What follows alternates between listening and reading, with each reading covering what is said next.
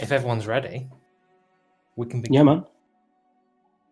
Okay, then. So, last session, you had recovered from the aftermath of dealing with this unknown army that had assaulted the Bramantep district.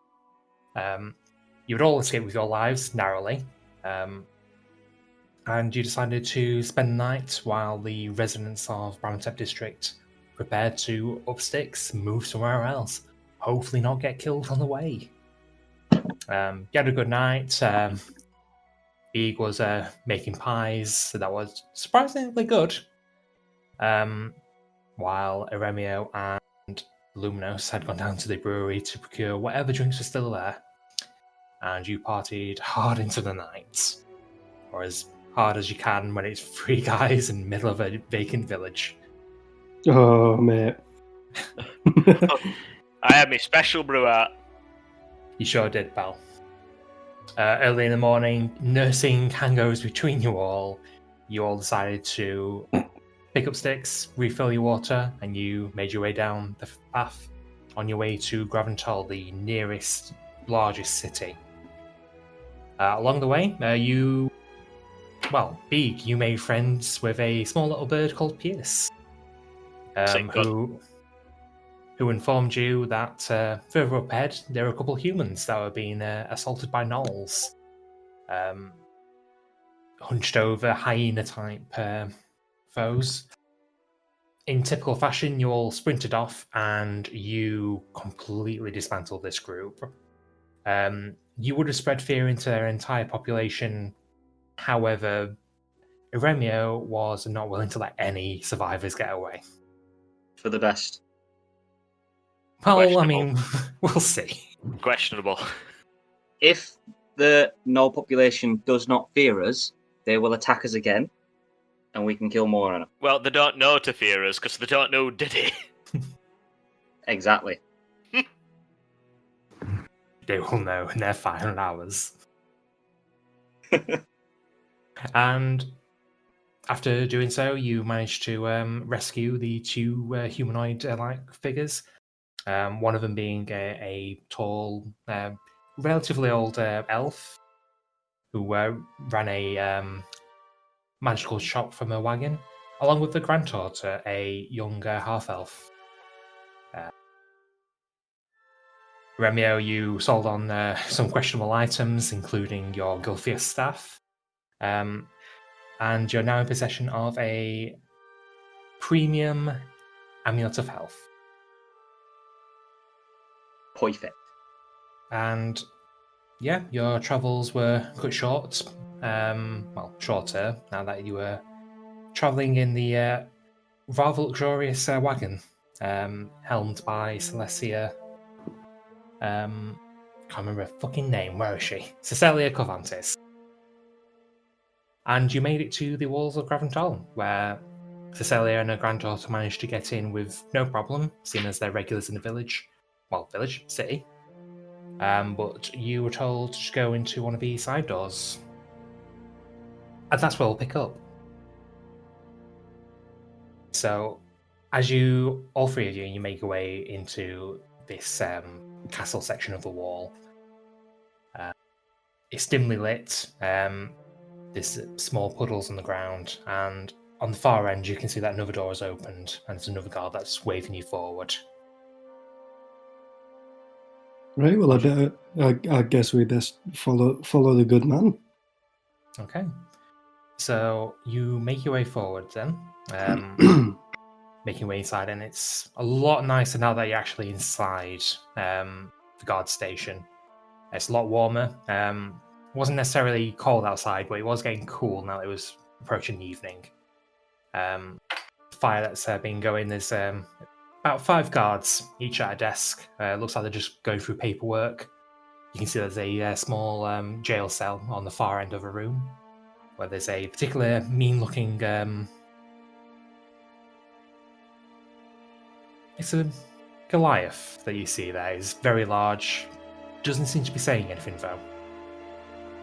I'll nudge Remio in the ribs and be like, look at that big fucker over there. I don't like Goliath. I didn't think so. It's a thing. Too big. I look at the Goliath and I go, "Oi, what you in for?" The Goliath looks up. He had his head in his hands, stares at you, Beeg, but he doesn't say anything. He's just giving you a once over, and he just puts his head back down. Right, this time I look at him and say, "Oi, you, big man, talking to you." But I do it intimidating. Excuse me, sir. Please don't antagonize the convict. Who the fuck are you? I'm sorry. I've just been in a Big. lot of battles. I'm sorry. Big. It's a city. What? It's a city this big. You're gonna need to behave a little more. Use your inside voice and attitude. Use your inside voice.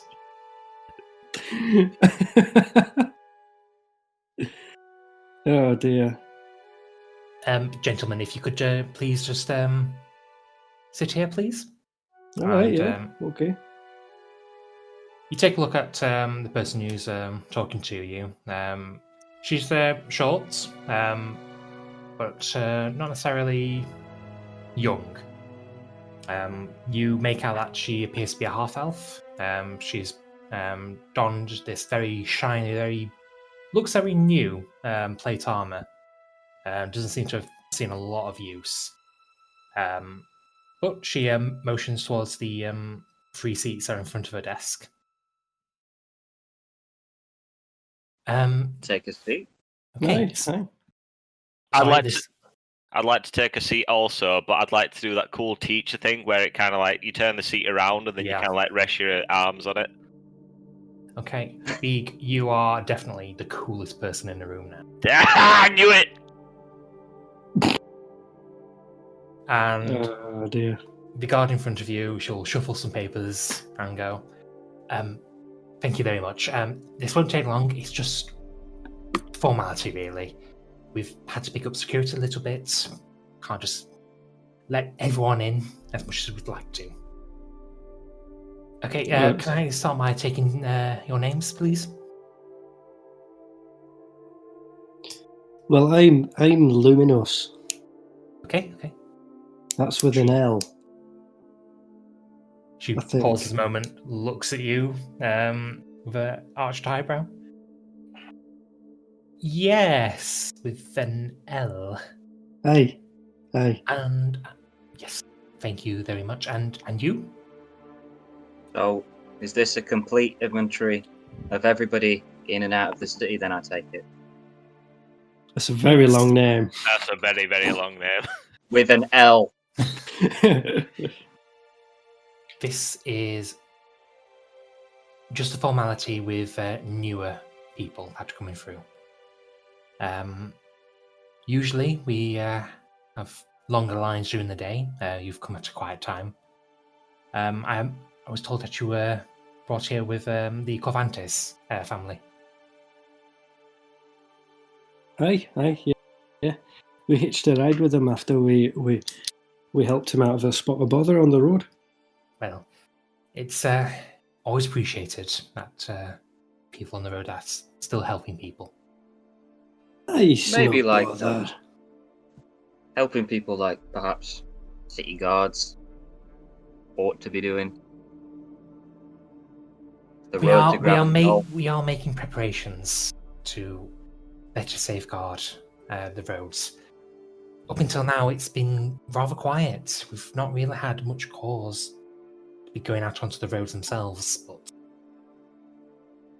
never mind. I don't want to worry you unnecessarily. That has not been our experience. Quiet roads, these are not. My name is Iremio. Okay. And she With an scribbles your I. name down, and you can see that she takes a moment to pause, as though she's trying to recall something. And sorry, and your name? Motion to speak. My name is Beeg with an L.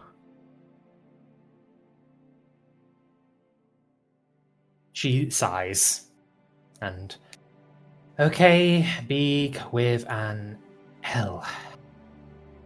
Just a bit of banter with the boys, isn't it? This is a city, bitch.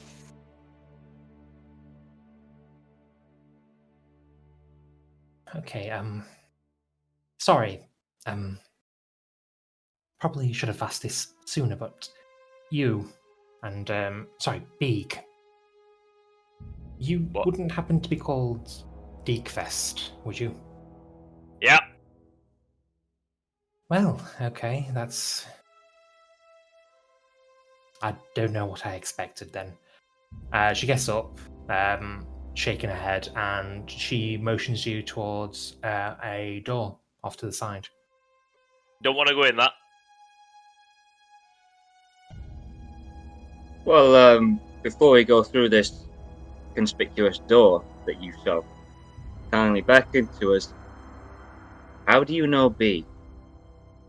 Because we've had someone come down earlier asking. Well, specifically about all three of you. Oh, not just me. Oh dear. Not just you, but you were probably the most well-described one. Not hard, really. I can see that, yeah. Yeah, big, So- green. Big daft idiot with a short fella and a bald bloke. Did they leave a message? Well, come on through. Where's Come on down. That's not an answer, but I'll step through the door. There's a friend of yours that's been waiting. Oh, I no. doubt that very much. We haven't made any friends on our journey unless it's Pierce in there. Can you Oh, imagine that's if we, Salamander bloke. I was going to say if we walk in and Salamancer's sat there. I go through. What do I see with my one eye? Beak, as you walk through this room, you can see that it opens up into a larger room. There's rows of seats. Looks like it's more of a waiting room more than anything. I let out a scream. Ah! And half of the chairs have been filled. There's all manner of races that are here. Some of them are just waiting for news from the guards, whether about something that's been missing or lost or stolen. Potentially something more severe than that. But what you see at the far end of this room, next to some double doors, is a squat little halfling. Knew it. For fuck's sake. Fuck's sake. And he comes running as you make your scream big. And he runs and gives you a hug. Oh, Big, my lad. How you doing? Who are you? Oh, you've not forgotten Tobin, have you? Oh, thought it Toby! Oh, sorry, it's a dark room. I thought you were some other cunt. How's it going, lad? Where's the little leathery fella? Oh, you mean the lizard guy? No. That snappy wee thing that Big was riding. Oh, you. Hugatha? Never got a chance, never wanted it. Sorry. My brother was very adamant. I'm not allowed to bring Callum back into the city. He deserves to be with his own people. But it's alright, because I'm going to get a new one on my next adventure. Are you bloody legend, Tobin? I'm going to get a fucking eagle next. Oh, fuck that, mate. I've been talking to some bird, right? Bird is in like actual flappy thing. Had a little chat with her. Or him, can't remember. Name was Pierce. Absolutely decent bloke. You're on the right tracks, mate. Was he an eagle too? That were like a tiny little robin thing. Oh, mate, you got to look bigger. Think bigger. I can't. Sure. Oh, Intelligence sake. well, think about eagles then. I remember Eagle. Alright. Tobin, Anyway. Yep, go on. why are you after us? What do you mean? Have you not You've been been asking for us, lad? Aye, because you've been asking for me. Not been asking for thee. Even though, to be honest, you're all I Shit. think about. No, we did. Aye. Luminos, Hey, congratulations on your lizard friend. he's made it. He made it. He What? made it. Hey, little lizard lad. It came through a Oh. window the other day. I mean, we were going to show him off, and then I remembered that you guys were speaking to lizards when I saw you. But, Aye, Oh, what a little belter. We didn't even think he'd make it. well, I mean, it doesn't sound like it was the same one that you guys sent off. They're only little things. They're not going to get cross-country very well. So they usually just pass on message to another one and be like, yeah, go on. Whoa, that's magnificent, that. Nah, this lad was a bit of a sandy brown colour. Big red spots. Don't know how they've survived that. It seems like terrible camouflage. Well, anyway, Right. so this little friend, he tells me that his friend was told by his friend that you guys were fighting people in the mountains. And that you wanted someone here to come down to the guards and tell them that there are bad people on the roads and they're causing havoc, causing mayhem. Well, that Aye. right? Yeah, it was there or thereabouts. There was a couple other fellas back where we've just come from were saying we should probably give the city the heads up that we were on our way. Well, good news and bad news. Good news is I told them you were coming. That's probably why you're here. It usually takes like half an hour. Right.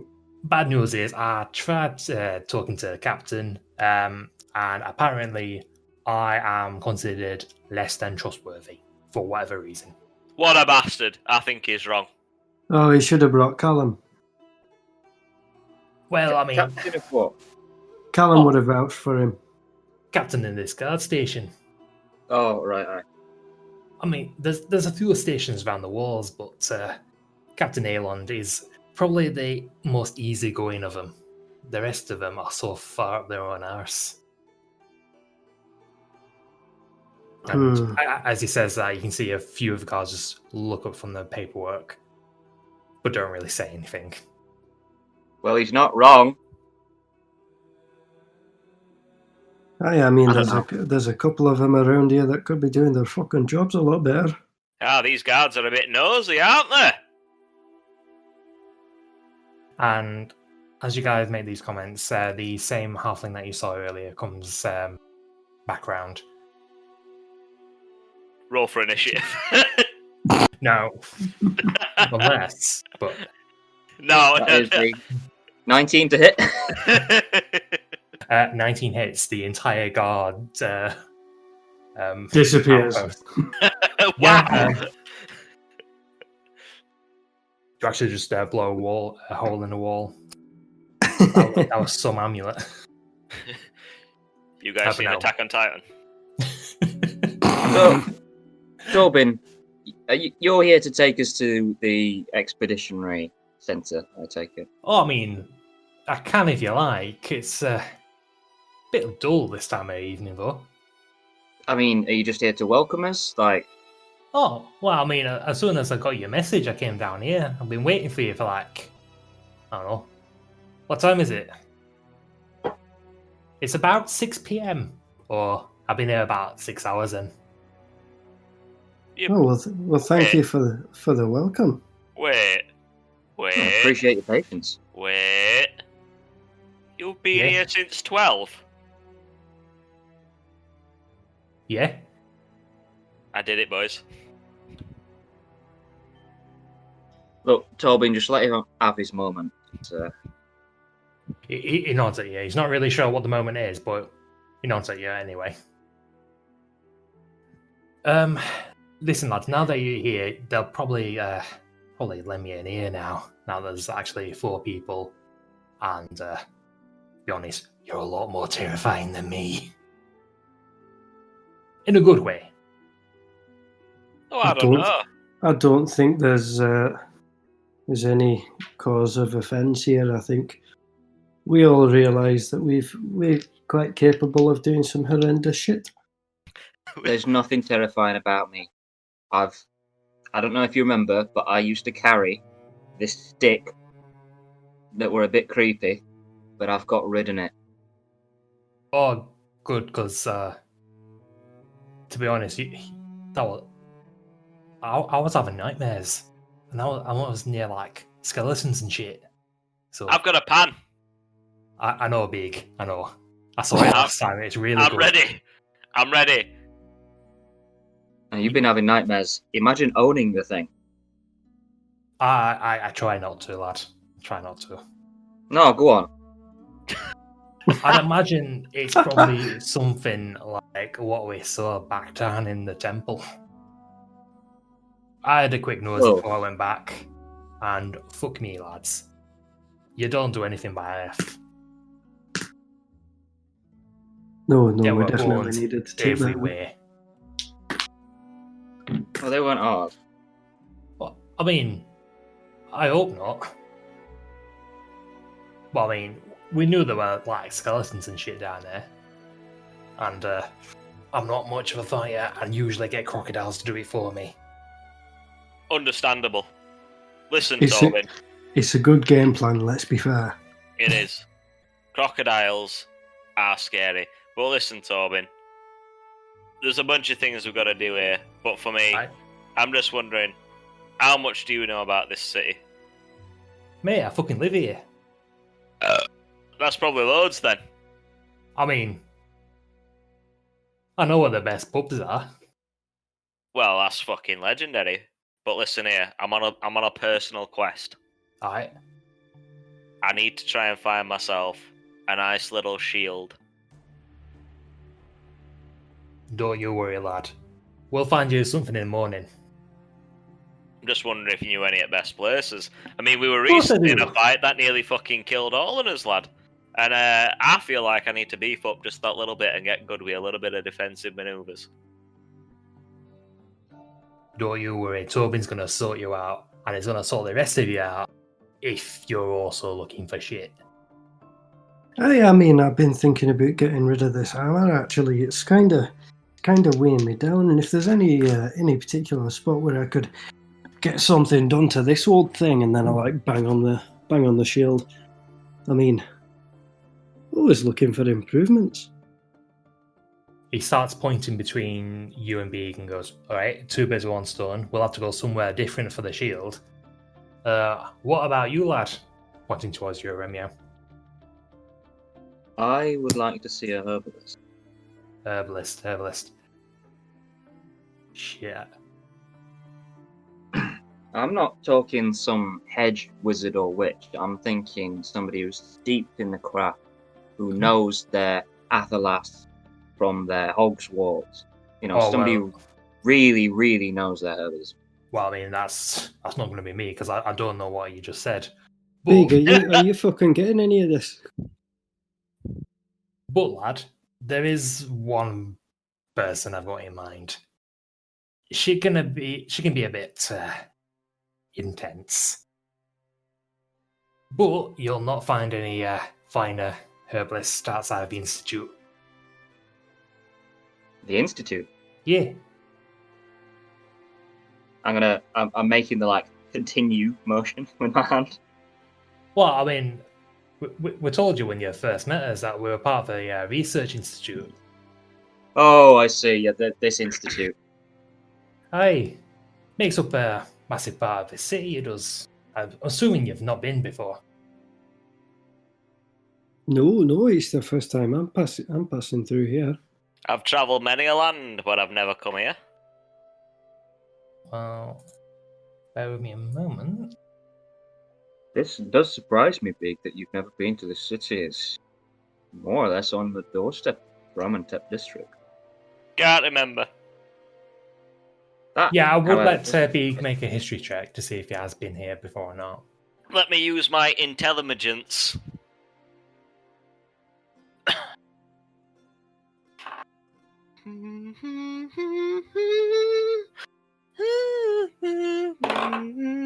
Four. going well. 4. I mean, you've heard of it, but Basically, it's never really been something you've been interested in before. No, basically the entire idea by my character is I'm going from like I kind of just travel to like the little towns and villages and the unheard of things, rather than like heading straight towards the big cities. Yeah, that makes sense to me. So I just You know what, Big?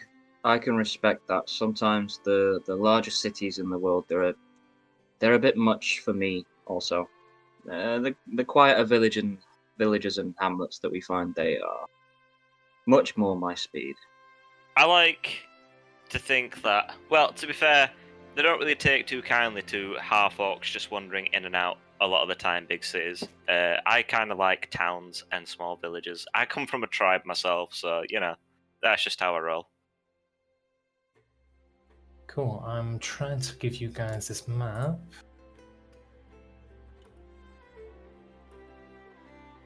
Where your tribe now, Big?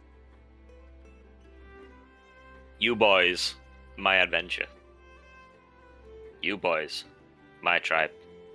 Big sheds a We will tear. take you. We will take you where you do not want to go. Big accepts. No matter where now, it's like, right, we need to go over here, and I'm like, right, yeah, that's fine. And you're like, right, I'm gonna have to find another fucking place to take you there. To the library. No. Okay, Ooh, so if good you look at enough general control. chat, there is a new map. Like it. We came through the Raven Wall. Yes.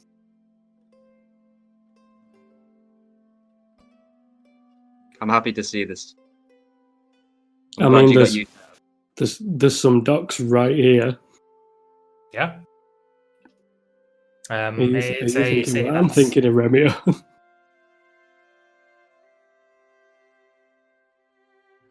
Well, Luminous, I'm not quite catching what you're throwing there. You say there's docks here, but why would Aye, there be of particular interest to me? because that means there's some boats, and now that the stick's gone, you can pack that attitude up and send it off to another fucking country.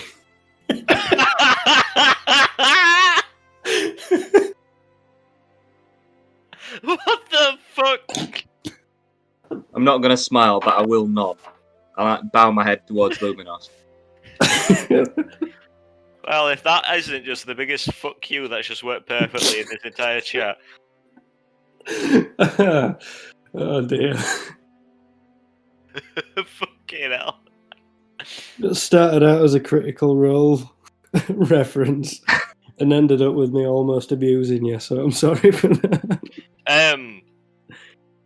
Basically, let me just kind of like meta here. Just chatting to you guys. Are we trying to find out who sent those dudes, right? I I think thought we we could were- do this in character. Don't need to meta that. We could get in a pub and have a chat about that, no? Aye, let's go and get a beer. Nah, I'm just wondering, basically. Probably. Yeah, we're in Graventoll at the minute, and there's lots of shit going on, to be fair. There's a lot of shit that we can do. Yeah, so I mean, this is going to be a good hub for either continuing what you've done so far, or potentially seeing if there's anything new. Sick. This has been your So- first major city so far, so Yeah, it's a big deal. Tobin, have you got any kind of lodging in mind for us? lodging. Well, I mean, I could probably get a few rooms at the institute. I mean, you'd be guests. A few pubs in town. There's one I've got in mind that they'll take on lodgers. So long as you don't mind the atmosphere.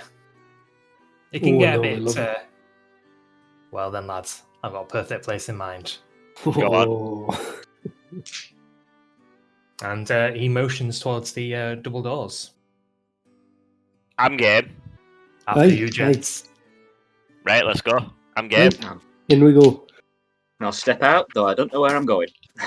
Okay, so you step out and you're now in between the docks ward and the larger market district.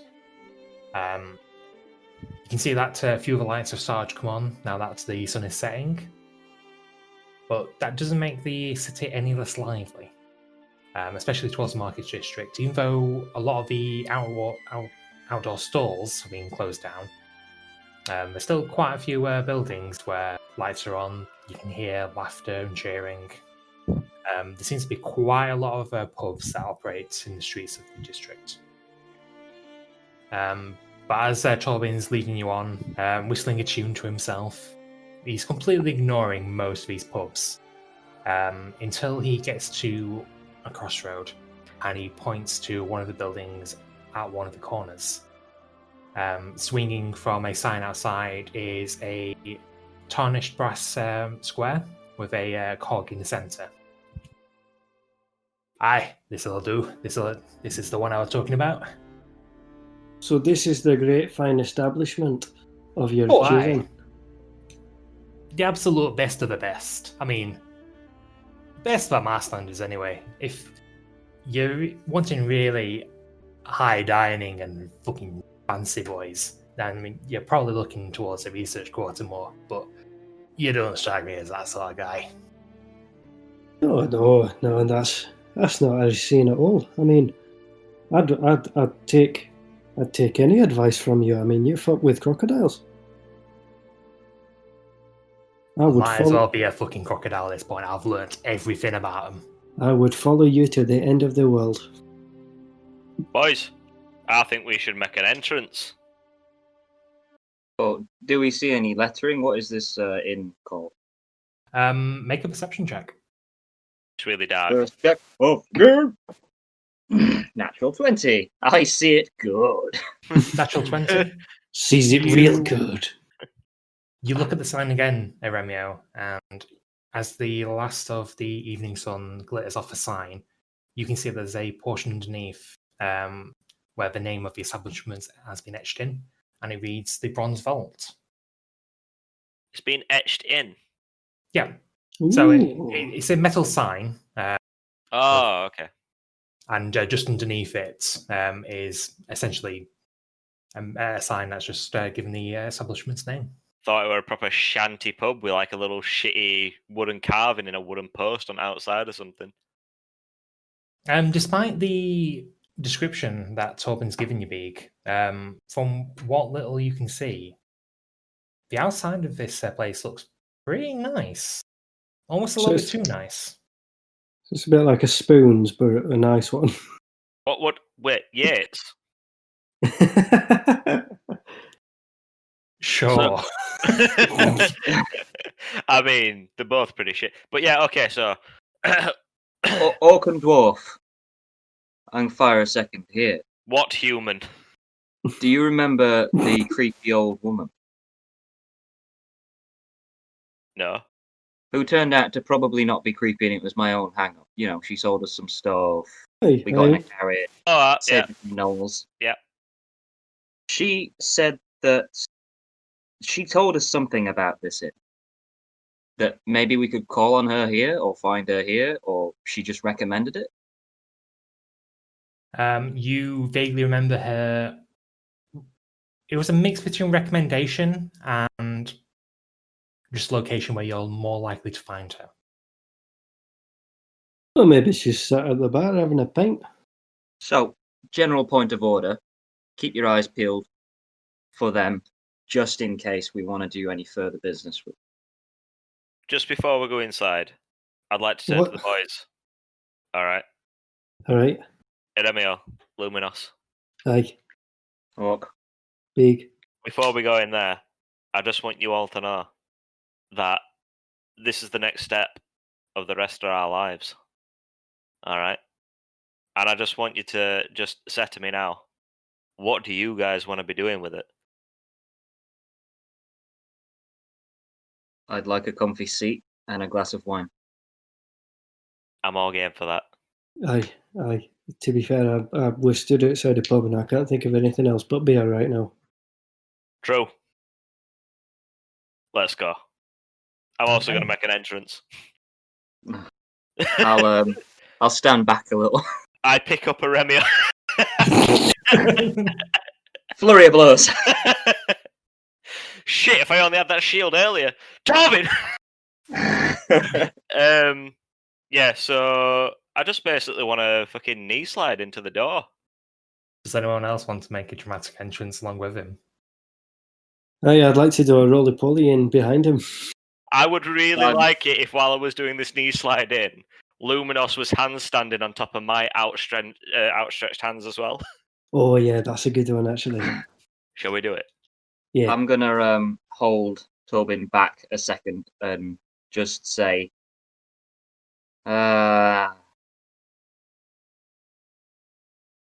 Just That's like it. good old times. Remember Oakhurst? This is going to be Oakhurst 2.0. Beak, Luminos, I'd like you both to make performance checks. Easy. Already done it. Already done it. Oh god, no. Oh, dear. God. Oh no. Oh, we're a bit rusty. I rolled a natural one. Oh no, I get -1 to that as well. ro- That'll be a 2 for me. That'll be a 2 for me. Okay then. So from within the establishment, there's laughing, there's music, cheering. It's a very nice atmosphere. The doors blast open as this half-orc starts tumbling in. He tries catching his feet, trying to stop himself, but he can't stop. He's just rolling over himself now at this point. There's a dwarf that has tumbled in after him as well, but he's just face planted into the floor. The half-orc keeps going. The crowd's part, and he just rolls straight into the bar. Can I try and salvage it by getting on one knee and going, ta-da! If you had rolled anything else, potentially. I rolled But a instead... Don't give me that shit, boy. Big, you have stopped. Your back's against the counter, your head's on the floor, and you're looking up as these patrons just look down. And none of them in disgust, but definite confusion. I would like to raise one hand and ask for 4 pints immediately. Okay, and from above the bar, you see a crimson face with slicked back black hair and 2 horns that come back and curl back on themselves. 4 pints, my friend. Well, it seems like you may have had one too many already. Are you the devil? Oh, if I had a gold piece for every time anyone had said that, I wouldn't be opening this place. I will give you a gold piece right now if you keep the beers coming. I'll keep them coming, but you'll need to pay a little bit more than this. Eh? Fucking how much? Ah, much? My flat cap falls off immediately. It is a joke, my friend. Please. My whippet recoils in disgust.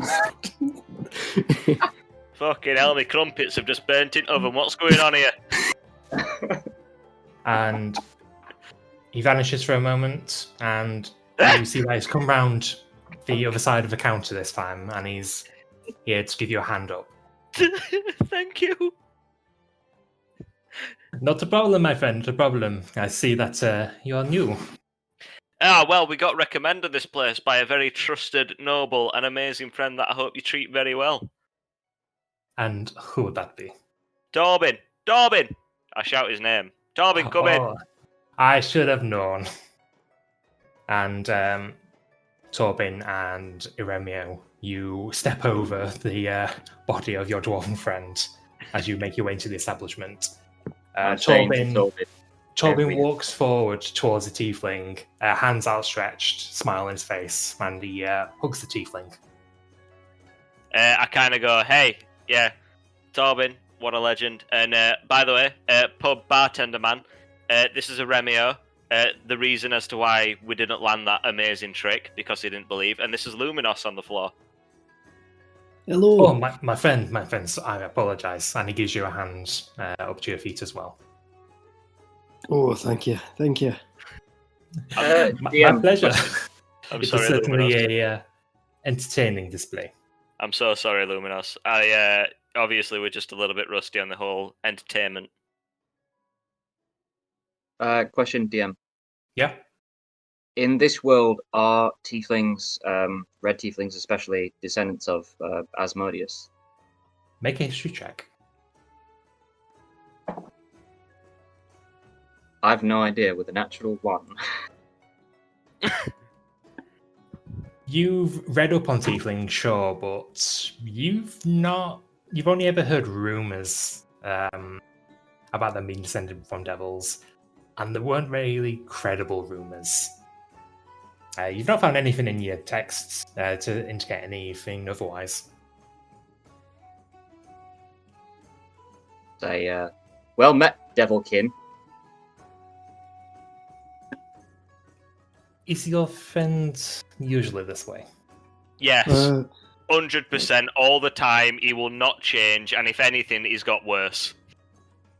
I'm confused by this. Iremio thinks this is like normal to say to a tiefling. I'm not sure whether that's racist or not. It is a little bit racist, yes. It's no offense meant. I've not met one of your sort. This is a Ever. city, Aremio. Be a little bit more progressive. It's quite all right, my friend. I won't take permanent offense. Instead, I'll ask your name. My friend name Bar. is Barcius de Verne, the proprietor of the Bronze Vault. That's a right long name. Come again? I'm gonna call you Bozzy. That's a new one, but I'll allow it. Wait, so what's your name again? Sorry, my name is Barcius de Verne. Bozzy. I like Devon. Do you mind if I call you Devon? You certainly can, my friend. Ah, good, good. That's not how I spelled it. Now, my question to you all is a simple one. Go on. What would you like to drink? Everything. That is the correct answer, my friend. Wait, Um, actually, stop right there. Right, this looks like a pretty nice establishment. Have you got any speciality stuff listed out to me? Specialty stuff, well. What are your tastes, my friend? I want something that tastes like a bonfire. Bonfire? Then may I recommend the Martenheim Standard? 3 of those. 3 of those? Not a problem. And I'm assuming all 3 of yourself then. Yes. Then in that case, and he turns towards you, Luminos, and what can I get you, my friend? Have you got any really peaty whiskies?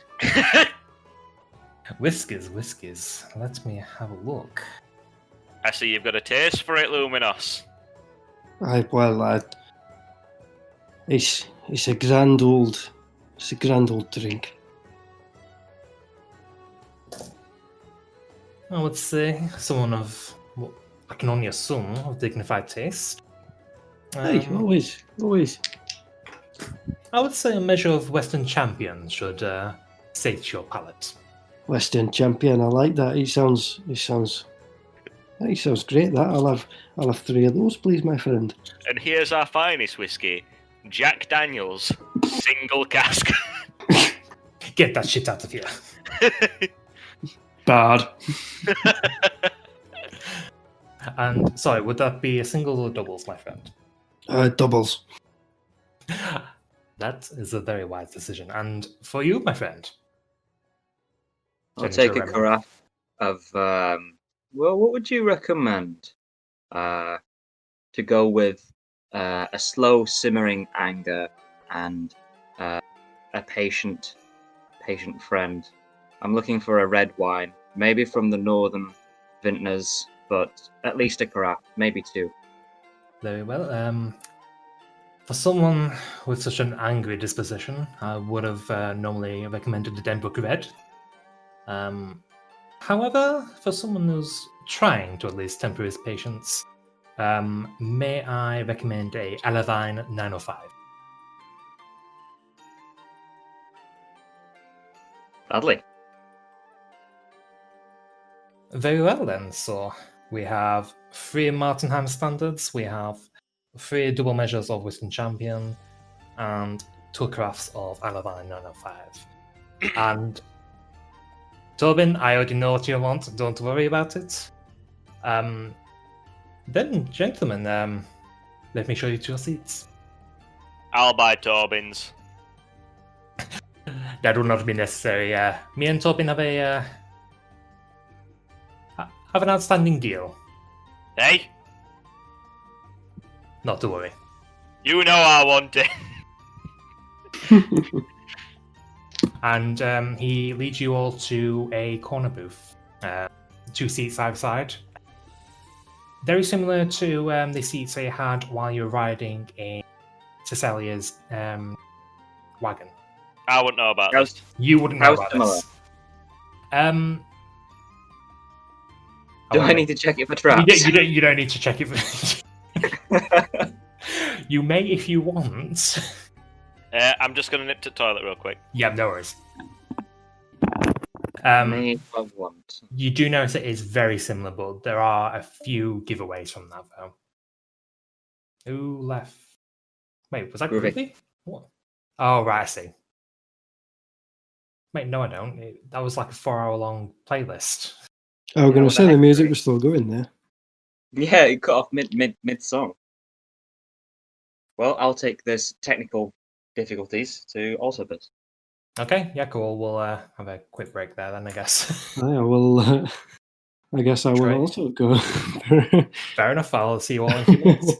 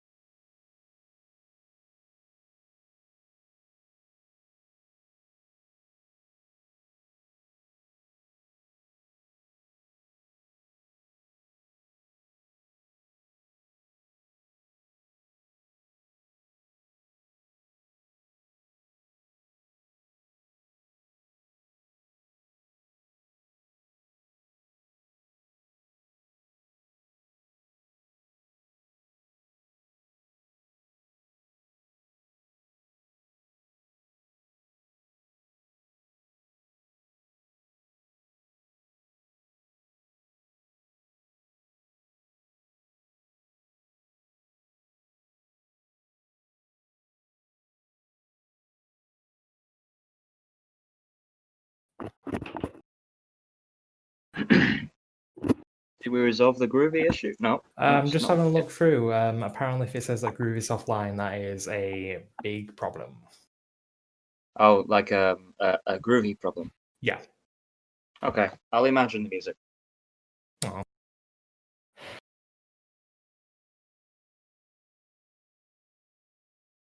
Hello.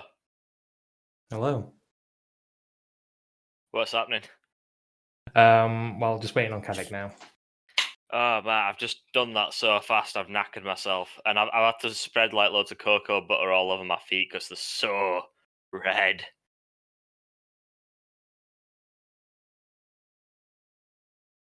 That'll teach you. That will teach me. I don't know what to do to actually fight it though. There's no what you can do. Cling After film. some. Cling film next time. Hello. Hello. Welcome back.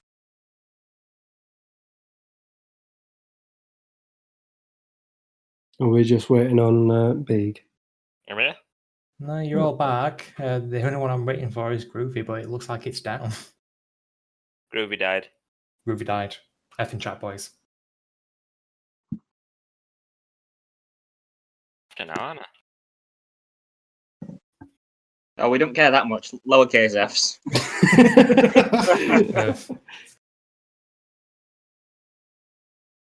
F in chat. Okay. Right, where were we? We were just sitting down to drink, I believe. Yes. Eremio, we're checking for traps. Yes, I so was not gonna. I mean, it sounded like you were. So Sound No. like you were. but no. I like to lead you on. So yeah, as I was saying, Eremio, you take a look at the upholstery, and it's similar to what you've seen before, but not quite. The wood that's been used, in particular, is different. Still fairly high quality, but it doesn't mimic the wagon completely. I will flop into the corner seat with my carafe of wine and stare into it deeply for a bit. Well, your drinks haven't been brought around just yet. I will not. Barsius has only just taken your order. Service in this bit. Oh no, fucking terrible. Conversation, huh? And yeah, you all take your seats. Very comfortable. Oh, this is really comfortable. Very. Some would say that, yes. Aye, it's nice. How comfortable would you boys rate these seats? Oof. Out of 7, I'd give it a 5. I think out of 10, 5 being highest, I'd probably get around about a 6. Can I do a history check for my? Okay, what are you trying to discern? How comfortable does Eremio find this seat? Make a history check. I'll roll another one that's bounced off my table. That's a 14. I don't think I get a bonus to history. No, I'm gonna say you do. You should I don't. do. Oh, It's intelligence. Oh right, so- yeah. Then you don't. dumb. For some reason, I thought it was wisdom, but that Yeah, doesn't no, make sense. yeah. 14. 14.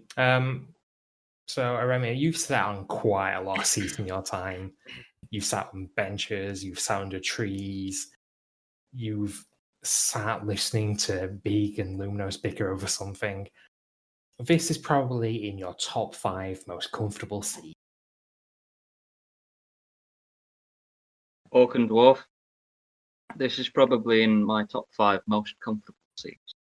That's probably the nicest thing I've ever heard you say. It's just a shame it weren't about any of us, but instead it was about an inanimate object. I'm Was- trying. About this chair.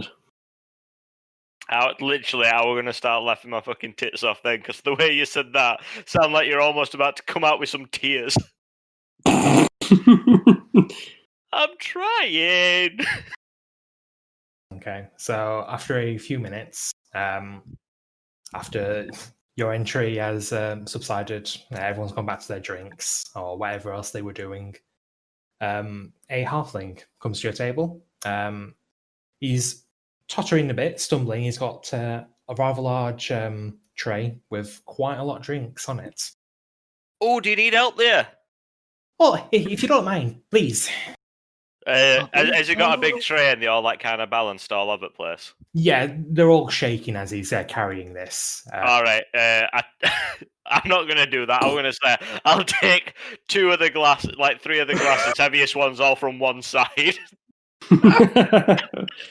No, I carefully take a drink each, carefully, so it's balanced properly, and give everyone one of their drinks that they've ordered at least. Okay, then. So you start with one of Eremio's crafts, carefully taking it down the table. It's a very rich red colour. The light only just passes through it. Thank you very much, Pete. Sorry. Luminos, Beak passes through a couple of your double measures. Beautiful. Western Champion. It's a fairly light colour. And you do get a very strong smell from it as it just passes over you. It's difficult Gorgeous to place. boys. And Beak, you then take a couple of your Martinheim standards, very large pint glasses, froth on top. Looks good. It's not really what you're used to. You're more used to half-orc standards, but Yeah. Right. So when I finally sit down and take a sip, have you guys seen that ratatouille? Yes, I know exactly what you're going for. Yeah, that happens. I Can- remember. Can I catch the server's arm as he goes? Well, it is now that most of the drinks have been taken off. He manages to just about serve the rest of your drinks. So now your table is completely full of whatever you've ordered. But yeah, Can you send Barcius over when he's got a minute? We would like to inquire about lodging. yes, certainly he'll be coming around shortly anyway. He loves talking to new people from out of town. My thanks. Oh, good. He bows to you all and takes his leave. I guess Right, I'll good nod. it. Bad. And you all sit there. You all take a sip of your drinks. No sort of problems. The taste is great for each and every one of you. You pretty much demolish your first pint. You're already halfway down your second. Romeo, you take a sip of your wine. It's rich, but it's not overwhelming. It's probably the nicest wine you've had in a while, considering you've usually had to resort to either Goblin or Orcish wines. Goblin blood wine. Still terrible. And Luminos, with your measures of Western Champion, the first hit, it hits you, I would say like a train, but they've not been invented yet. But all the same, it is a lot stronger than you expected, but not in a bad way. And even though you're reeling from your first shot, you're straight there for your second. Straight back in, boys. Change the hatch.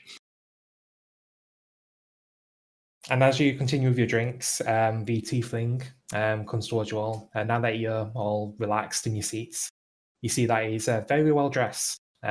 He's white shirt, black waistcoat, a smart red tie. He's very thin, but not sickly so. He just looks very lean. And as he comes over, he'll lean in slightly to your booth and go, "So, is everything to your liking?" Fucking right, good. Absolutely spot on. Yes, I see that you all enjoying your drinks very well. And you, sir? Pointing to you, Romeo. My thanks. This vintage is excellent. I should certainly hope so. The Elevine 905 is one of our prized wines. Not Are you the necessarily- devil? I think we've already had this conversation, my friend. I can Are assure you the I same am. person? I can assure you I am. You'll probably not find many other tieflings before the day is through. Oh, you're alright, you. I should certainly hope so. The rest of the Legend. patrons here also seems to think the same thing. Barcius, please forgive my orc friend. He has a mind of lead, but a heart of gold. 3 cheers for Bozzy. My point. Don't you worry, my friend. You don't open a tavern without dealing with some of more honest folk. I love you. Oh, he's gone already. Well, my drinks aren't watered down or cheap. How many calories are in this? I beg your pardon. You heard me. So, Barcius, Yes, my friend. Torben, your friend here, tells us that you also take lodgers. I do. I do. Well, we'd like to inquire. We may be in grab and toll for some time. Could we put a room or two on for how long would you guys say we're going to be here? 3, 4 days, maybe a week? Well, I mean, we've been through a lot of shite for the past 2 weeks. What do I you would say? ease my bones. Stop about a week. No, we'll say a week for now. I think a Aye. week's about right. A Yeah. week? Okay, so I can put you into. Would you need a room each between yourselves, or are any of you comfortable with doubling up? We'll all share a room together. I'd like a room of my own, please. Together. And we'll take the same one. So am I to assume 2 rooms? Yeah, Yeah, put us all I in don't one though. mind bumping up. It looks that way, bosses. Very well. He starts scratching his fingers. Okay, so between the 2 of you for a week, you say? Okay. We have some nice, comfortable rooms. I would say that altogether, for the 2 rooms, 2 weeks. Not 2 weeks, my apologies. 2 rooms, 1 week, 7 gold for all. Fucking hell. Okay, I'll pass 3 gold towards him. Well, I'll pass 3 gold towards it and then turn and look at Big. I'll go. See if can you do the math? You can see Big really, really focusing right Sweaty. now. Sweating a little bit like, ooh. Now, Big. This is a city, don't forget to tip. Maths. Maths was a subject that they only introduced 3 years after Jez Christmas. Struggling. I pass him 3 gold.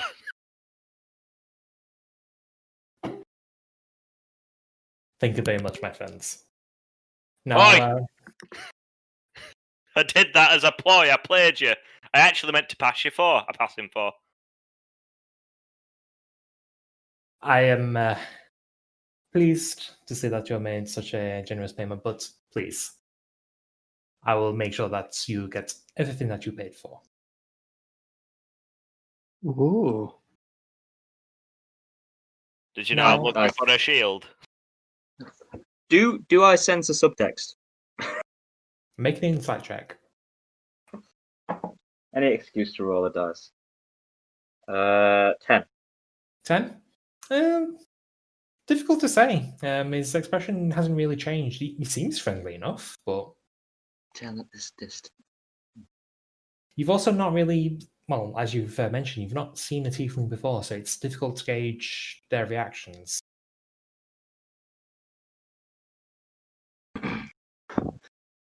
I'll swirl my wine a bit, nod at him, and then stare into the carafe for a while, meditating on wine.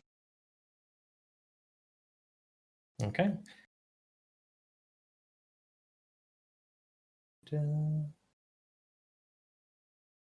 After a few minutes going for your drinks, you do get the scent of food. Someone's cooking. Where's Big gone? Beak's right in front of you. There's some other cooking going on. You boys hungry yet? At this point, Torben will pipe up and he'll go, "Oh, aye, that'll be the new guy." And he jerks his thumb over his shoulder. And as you lean out of your booth, you can see that there is a door at the other end. It's an open door. And now that you're aware of it, you can hear the clinking and clanking of pots and pans. Aye. Some guy who came down from the north. Big guy. Big, strong Goliath one. Covered in, like, tattoos and scars and such. Doesn't really say much, but from what I've heard and what I've tasted, he's a dang good chef. All right, well, Well- does anybody fancy getting some scran while we're here?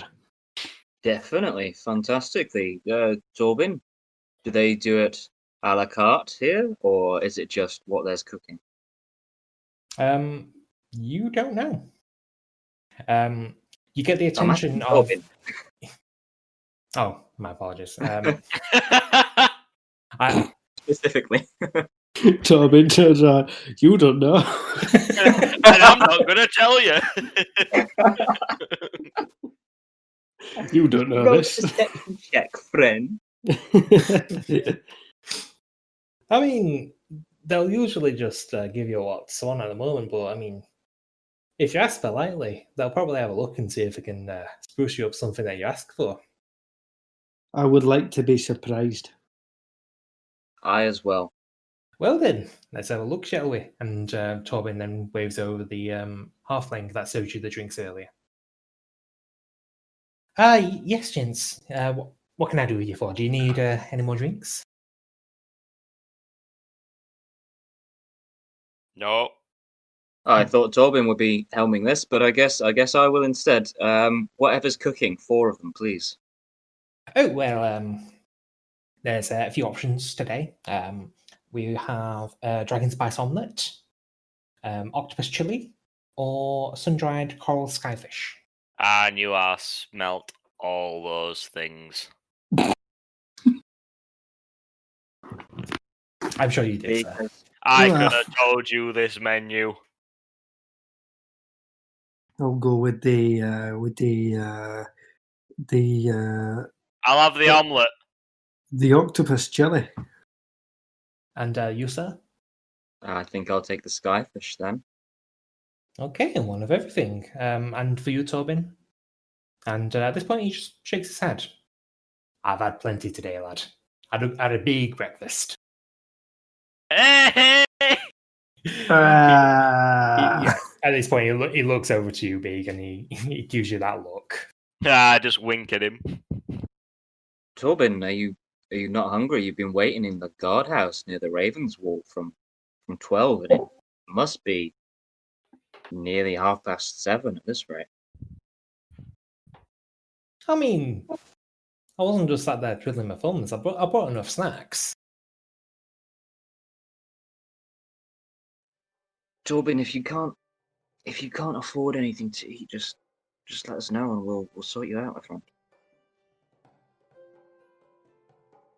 Oh, fine. You twist my arm as such. Could I have some octopus chili as well, please? Oh, what a fine man. I've obviously chosen well.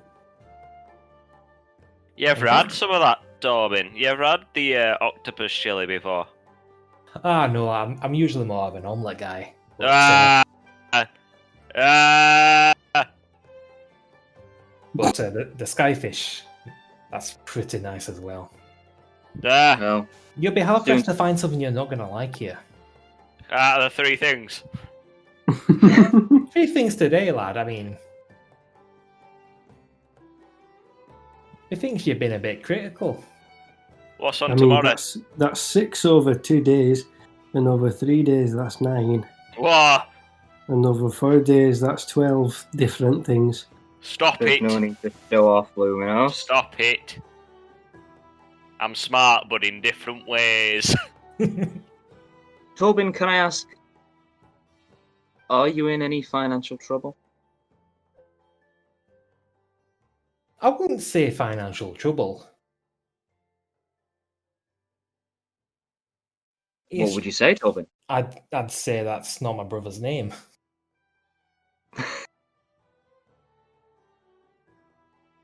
Callan, yeah, right? yeah, Callan. He's a good lad. Brighter than me by far. He's not back yet. He's still over at the temple. He asked me to go on ahead. There wasn't really much call for me to be there anymore. I mean, you guys had already gone through the temple. Not really much else for me to do. And I'd already done all my research on Crocodile. Which, as you remember, was just a checklist of how many times the crocodile would throw you off. Tobin, Yeah? do you know how a crocodile tastes? Oh, fucking hell, I forgot about crocodile taste. Not very good, don't try it. Oh, Thank you, lad. He pulls out this ratty notebook, pulls out the quill. Not very good. Unless you've got salt and pepper and a nice little bit of turmeric. You're gonna have to remind me in the morning, lad. I've not brought my ink. He just Forgot puts what his we were book talking away. about. So Tobin, you're not able to draw a wage or anything without Callan here. You can't draw a wage from the expeditionary officers. Technically, I'm not employed directly by the Institute. The Institute hired my brother. In turn, he has hired me and the young girl that you saw as well,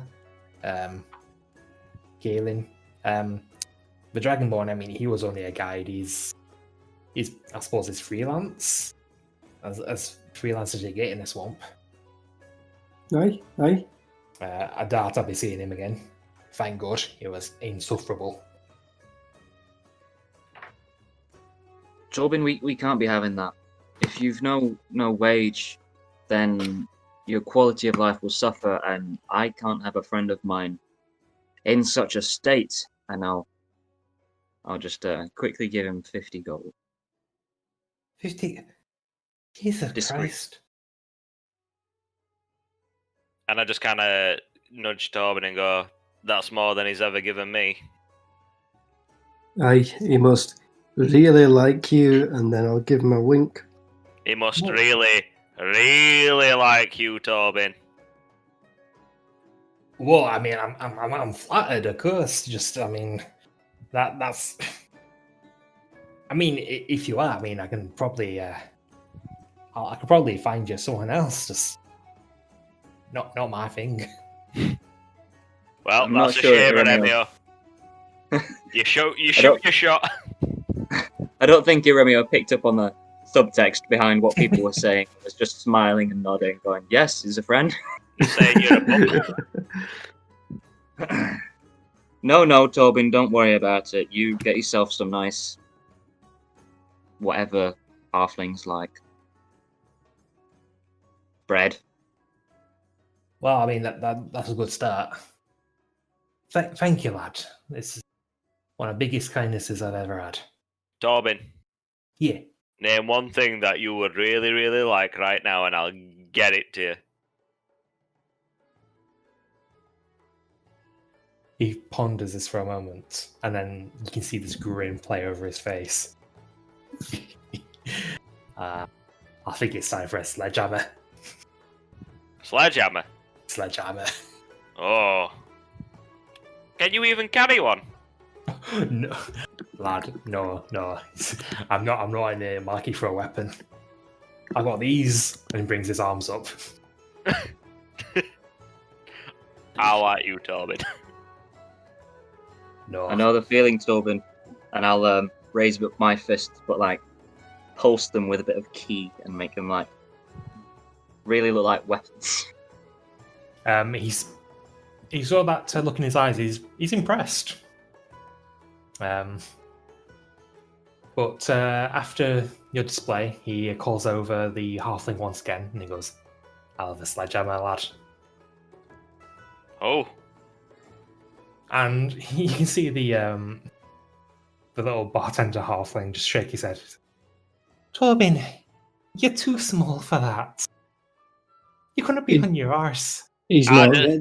Get the man a sledgehammer. I'm going to Man turn wants around a and go, sledgehammer. get the man a sledgehammer now. Make an intimidation check. With advantage, because it's big. I rolled. Let me have a look. I keep on forgetting what I've got on this shit. Right. So I rolled a 14. That's with bonus applied and everything. Was that with advantage as well? Yeah. Okay. With a 14, you can see this halfling shaking a little bit as you growl this at him. Inside voice, big. Okay. It's his funeral. And he comes back after a few minutes. During this time, you take a look around the tavern itself. You can see there's actually two floors to this place. There's a chandelier in the centre. There's multiple different lamps dotted around the walls. Complete mix of different patrons that you can see here. There's a mix of wood elves, dwarves, humans. You can see one lizard folk, a lot bigger than the ones you saw back in the temple at the bar. And in the corner, you also make out what looks to be a half-orc. Kin! But after a few minutes, the halfling comes back with this yard glass with completely black liquid. Right, here's your sledgehammer, Torbin. Knock yourself out. Can I just pull the halfling off to the side and say, I'm sorry for scaring you earlier. I'm trying to use my inside voice. I'm new to the city, you see. Alright. Sorry, it's just whenever he has a sledgehammer, he gets fighty for about 10 minutes and then he's out. Thankfully, I mean, after the 10 minutes, he's out like a light, and the cost of a drink covers the cost of a bed as well. So. Sick. Right, here you go, Torbin. Alright then, lads. Promise you, I won't get fighty with you. Actually, no, scratch that, I can't promise that. I'll be judge of that. Oh, wait. Don't worry, Tobin. If you get fighty, we'll put you to bed. Permanently. Oh, why'd you have to say it like that? I just winked at him while I said that. And as you do, Torbin, trying to move the glass so it doesn't hit you or Remio, he brings up the glass and he starts to chug. You can see that you like to drink with Torbin. Torbin is alright. And when we drink with Torbin, he does drinking. 8, 7, 6, 5, 4, 3, 2, 1. The yard glass has been consumed. Torbin, you're ready! What a boy! You look over and you can see that Barcius, even though he's been running to and fro trying to take orders, he can just keep an eye on you, and he notices Torbin with his yard glass, and you can see him chuckle slightly while he's got his head in his hands. Can I just like take the empty glass from him and just sniff from it and kind of like recoil, like visibly disgusted at the fucking smell? There was no other option when you go over that. That seems like a rank concoction of whatever they have in the back. How do you feel, Torbin? This smells like shit. I feel good. Oh god, it's been a while. Oh yeah. Oh, hello, Beak. When did you get here? We've lost him, boys. He's gone. The little fella's gone.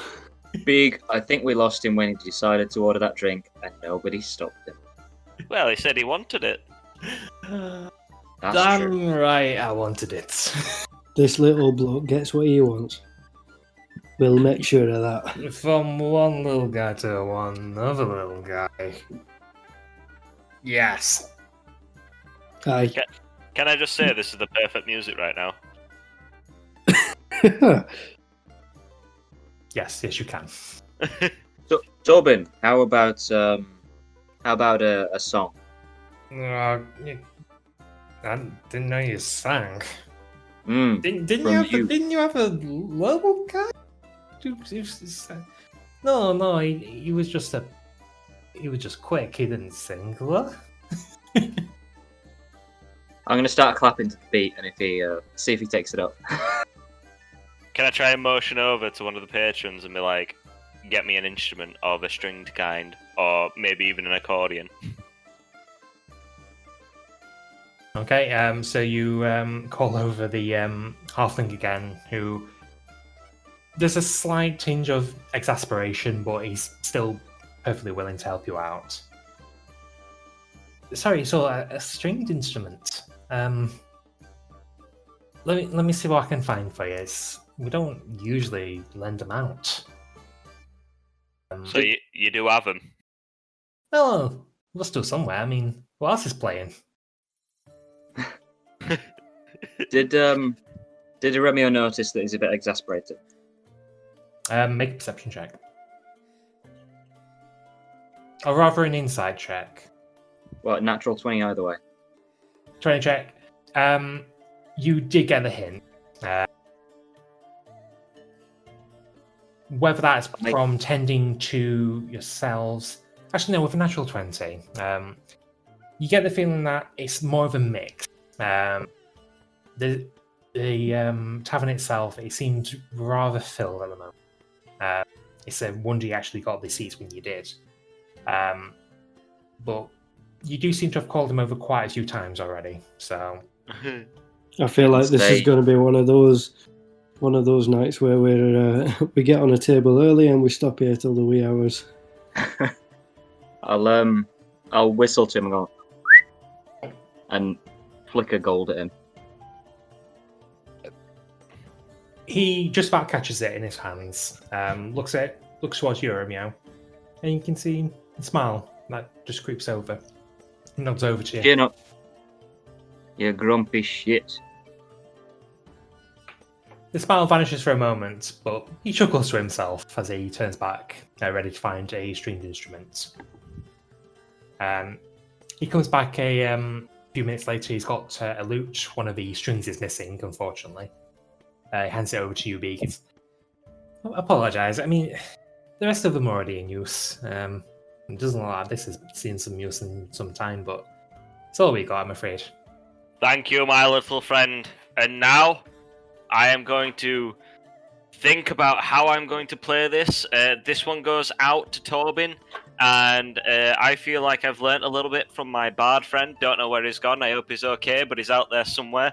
Peace to him and all, and also, let's fucking do this thing. And then I stand up, 1 foot on the seat, 1 foot on the table, and I strum away a little tune. We do seem quite uncaring about what's happened to Dave. Likely.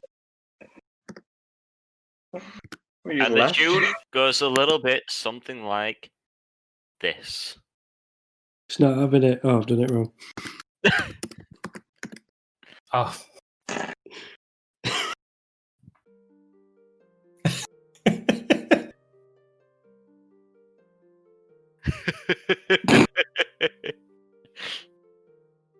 Could you replace all the lyrics with big instead of blue? I'm green, abba-dee-ba-da-da.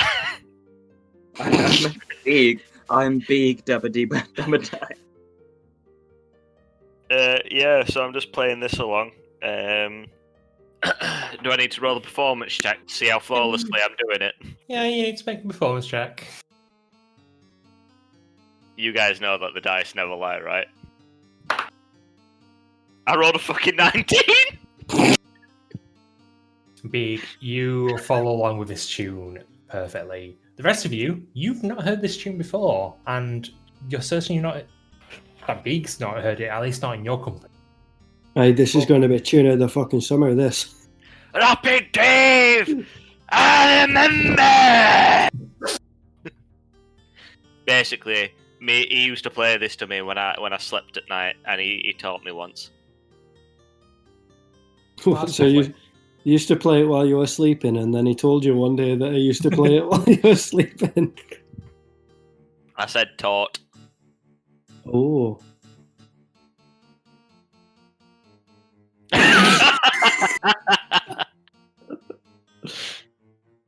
Okay, so you start playing this tune to Torben, he sat there, he's clapping his hands along to the tune. And I can't get the warnings that you received about Torben getting punchy seem to have been a bit premature. He's just sat there, he's having the time of his life. He's barely staying conscious. He just needs some good tunes, some good beer, and he's not going to dick anyone. Thank heavens for small mercies, because I was ready to put him out. And Did you say that audibly? Of course. And unfortunately, a few minutes later, Torben pushes past you, Beeg, to try and get out of the booth, and he just runs outside. Would I have time to try and grapple him? If you really wanted to, yes. I would much rather he fight me than somebody else. I'd rather actually just follow him and see what happens. Oh shit, it's grappling, isn't it? It's strength that's contested, not strength or dexterity that's contested. I believe it's just strength versus strength. 8. 8. He also rolls an 8. Oh. Since he's contesting, I guess he wins. So I would say that, yeah, he just about breaks free of your grapple, and he just starts running outside. I'm gonna fly after him. Okay. Fly. Yeah, like really rapid movement. Like fly, you fools. Wait, you mean he wasn't talking about the eagles? Shut up. Let's not. We're not getting into that now. Because I've got a lot to say about that. Same reason as Glorfindel or Tom Bombadil didn't join. It wasn't their fucking destiny. Anyway, I'm sorry I opened that can of worms. Remio, you launch outside. You're ready to chase down this halfling as he runs through the streets. However, he's just outside of a door. He's just retching his guts up. You were gonna stop him. Can I like rub his back a bit? Yeah. So as you're there, and he's just sat on one of the steps, and he's just head in his hands, throwing up this black concoction. And in between his hurling, he's just. I know, lad. Well, I used to drink and just punch. You'll not be punching tonight, will you? No, I just want bad. Probably finish vomiting first. Okay. I'll continue to pat his back. Okay, so 10 minutes later, he seems to be empty, but he's already slouched over at this point. Is he somewhat clean? You take a look over him. He's got a bit on like his face, but he doesn't seem to have splashed onto any of his clothes. Thankfully, it looks like he got there just in time. I'll carry him inside and try and get the attention of Barthius. Okay, so you try and hoist your halfling friend in. It's hard to have him draped over your shoulders just because of the height difference. But you manage to get him in, and as you do, Bartius is the first to notice. He seems to have an eye on the door, usually from what you've seen. And as he sees the state that Torben's in, he comes over the counter, tutting to himself, and he drapes Torben over his shoulder, and you both pick him up. He doesn't know how to handle his sledgehammers, I'm afraid, but he can be quite insistent. Well, we weren't going to tell him no. He wanted a sledgehammer, I mean. I didn't know what a sledgehammer was. Well, it's a good thing that I include the price of a room. Now, For sure. Mr. Emil, if you wouldn't mind, and he motions towards the flight of stairs next to the bar. Fine. Okay, and you both make your way up. Barcius, he fumbles with a series of keys, and he opens one about halfway down the corridor as you get to the first floor. And inside, it's a very nice looking room. It's a nice double bed, looks very comfortable, a small desk, a single stool. Curtains are drawn already, with a little lamp on a table next to the bed. He should be fine until morning. I'll toss him onto the bed unceremoniously. He won't feel a thing until morning, and then he'll regret everything.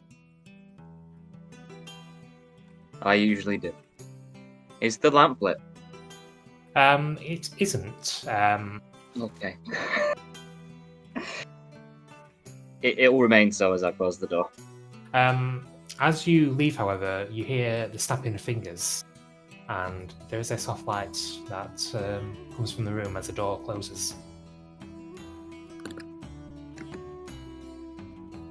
Now then, Miss Romeo, shall we make our way back down? Was that you? Oh, you. Well, you don't get to where I am without picking up a few tricks here and there. And you think it's a great idea to have a drunk Torben and a lit lamp? Come now, I've been in business many years. I know what I'm doing. These lamps are of my own design. I'll not tell you your business. He'll be perfectly fine, I assure you. Anything that does happen to him, I assure you, will not be the cause of alcohol and fire. At least none served by myself. I want to try and slap the lamp. I mean, Are we all up there? Like, I was going to say you're downstairs, but yeah, I'm pretty sure it's just, nothing else matters on a. No, I'm talking meta at this point. I just want to slap that lamp so hard as soon as you're saying it. Well, I mean, the door's already closed at this point, and Tobin's just unconscious. Suddenly, Big's in the room. Oh, my wamu. Nani? So then, my human friend, from the looks of your robes, you seem like you're from far away. Yes. Off to the west a ways. I see. I'm not familiar with the garb. I assume it is a nice place. Nice enough to want to return to. That is a question I often ask myself, but Well, at least for tonight, I hope that my establishment makes a fine substitute. oh, none per eye. In comparison, far greater. Sorry, were you saying that the bar's greater, or? Far greater than enchilada. Like, come on. You do me a great honor, my friend. Now, shall we? I believe you have a meal on your way, yes? Skyfish. Okay, so you all make your way down and you receive your meals. Romeo, you receive your skyfish. What is usually a light pinkish fish has been cooked. I don't know what to say about it from there. It's cooked to almost like a golden colour. Completely descaled, of course. The smells coming from it don't seem bad. It's very pleasant. Luminos, you received your octopus chili. I believe that's what you ordered. Oh, brilliant. Aye, thank you. The octopus is a very deep shade of red, but chopped up into very small pieces. Mixed in with a few vegetables that seem to be native to the region. All in all, it's a very bright blend of meat and vegetables. Oh, beautiful, beautiful. And Beeg, you receive this very large plate with an equally large omelette. The egg yolk is a brilliant white. The yolk itself it is a shimmering gold. And scattered between the yolk and the egg white are black and red flakes. I look at it, and under my breath, I kind of just go, I can cook better. There is also a spare serving of octopus chili as well, because Torben is no longer here. Did he die? Tobin has, like I said earlier, he's been put to death. Put to death? Put to bed. Oh, Big. okay. Oh, you scared me a little bit there. A bath once in a while may unclog your ears. Wow, rude. But you are right. I'm afraid that isn't a service we have here, but there is a bathhouse down the street, so we'll open in the morning. How are your meals? Is everything to your liking? Tasty. Really, really good. I don't hate myself at all. Very good. And you too? I'll take that as a yes. It's fantastic. You can really taste the sky in this fish. So was it one of those moments where we both just look at each other going, you go first? And it's like sat there with a mouth full of food. Yeah, it's one of those moments where you already got your mouth full. Oh, the octopus is absolutely lovely. He says the octopus is terrible. He'll have 3 more. Well, I'm afraid that my cook is done for the evening, I'm afraid. Yeah, the octopus is absolutely fantastic. He's done a magnificent job. I should certainly hope so. He has brought in quite a bit of business ever since he joined. Not that business has ever been lacking. We're already paying customers. You don't need to advertise to us anymore. Potentially. I mean, this is my business during the evenings, yes. But during the day, you may not be aware that I deal in procurement and requests. Eh? What sort of requests? Usually requests from either the good denizens of Goblin or from people from the research district. Like hand stuff or? Usually for quests of a sort. Aye. Sounds like wet work to me.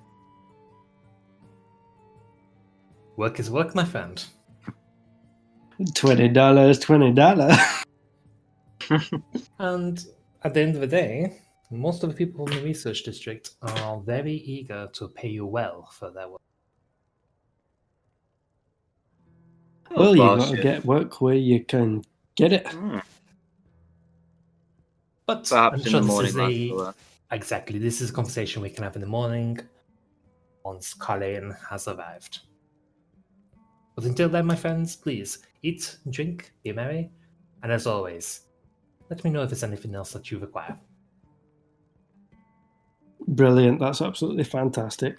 Okay. Is there anything else that you guys would like to do? I'd just like to mention something to the boys. I'd like to have flashbacks to the last pub we were in and kick big square in bollocks. No.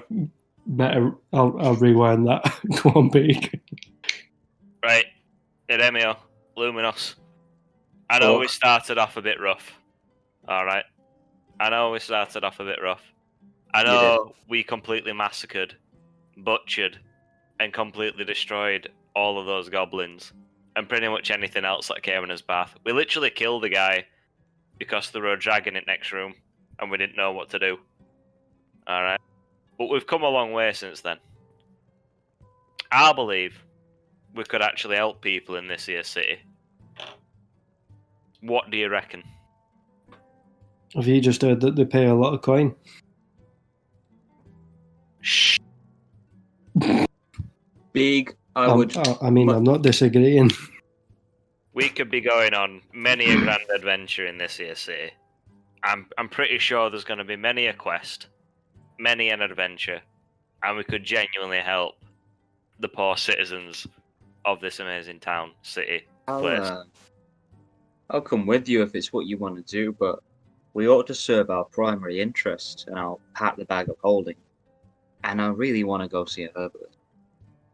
Aye, obviously we're gonna have a little bit of doom time, because I'm not too sure about you boys, but I'm fucking bollocksed, and I want to see what. I do actually want to find out what the fuck's going on with that wee ball thing. This is it, boys. We can do whatever we want now. We are free. We are not bound by the chains of potential marriages or bitches. You don't think people will be after this little trinket that we have? Absolutely. They already have been. Let's settle our own little quest first. And then, who knows? My point is that while ever we have this with us, we seem to be a target, and the clock is ticking. Let's sell it. Put it in the bin. I'd much rather sell it than put it in a bin, but Lob first it I'd like in to the know sea. what it is. Lob it in the sea. Lob it in the sea. Nah. Da, da, da, da. If it's Lob alright it in with the you sea. two drunk arseholes, probably ought to try and talk to this institute, see if they know anything about Aye. such things. Wake up tomorrow and have a little look. Maybe leave it in their safe and secure hands for a while, wash our hands of it, go on our merry way. Da, da, da, da. Aye. No, I agree. Da, da, da, da. Okay. Don't know about you boys, but I'm fucking bollocks. Same. I'm gonna take a sledgehammer to bed with me. I think I'll You've have already one of got those, the room. actually. I'll have a sledgehammer, please. And a bag of plain cheese.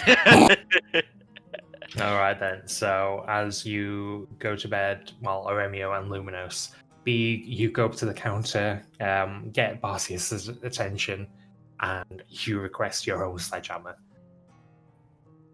Very well, my friend. Very well. As soon as you already got a room, then I shall knock the price off.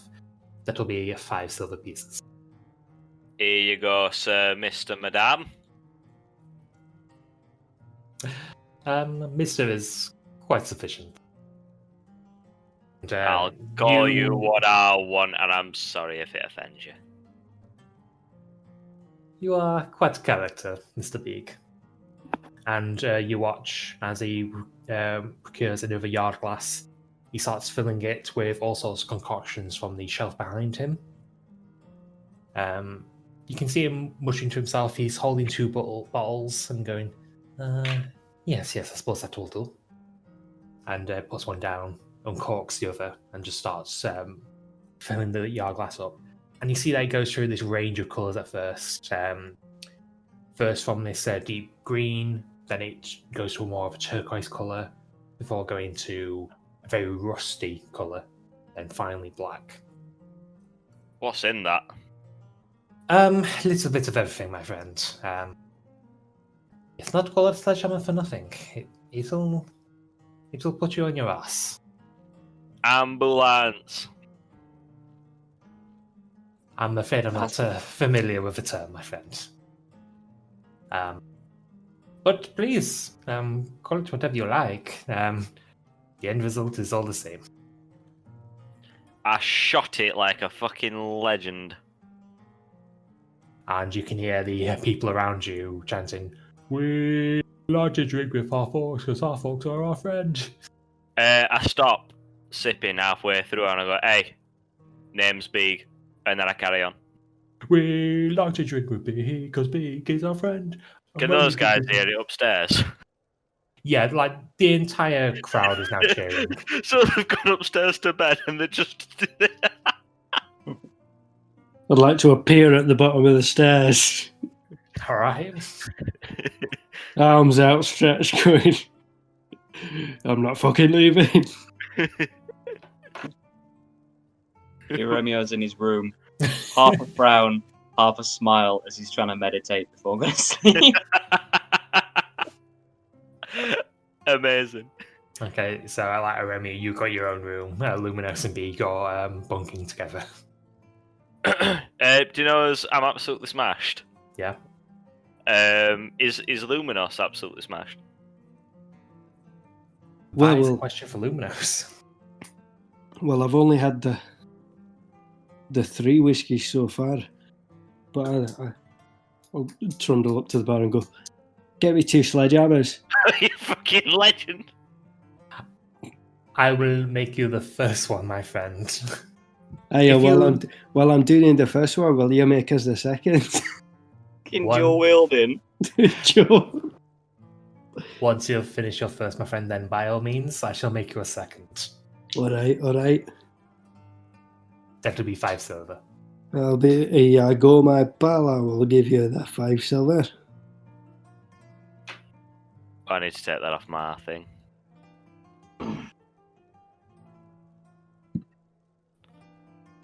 We'll deal with the rest of the drinks in the morning.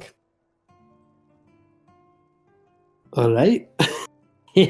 Actually, he then starts to consider, no, let's... You've already paid for your drinks, if I remember correctly. And you recall that you did give him more than he asked for when it came to the rooms.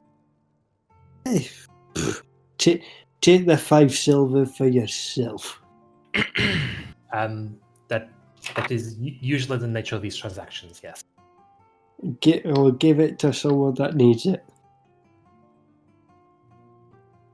Well, that would usually be yourself, but that would be bad business practice.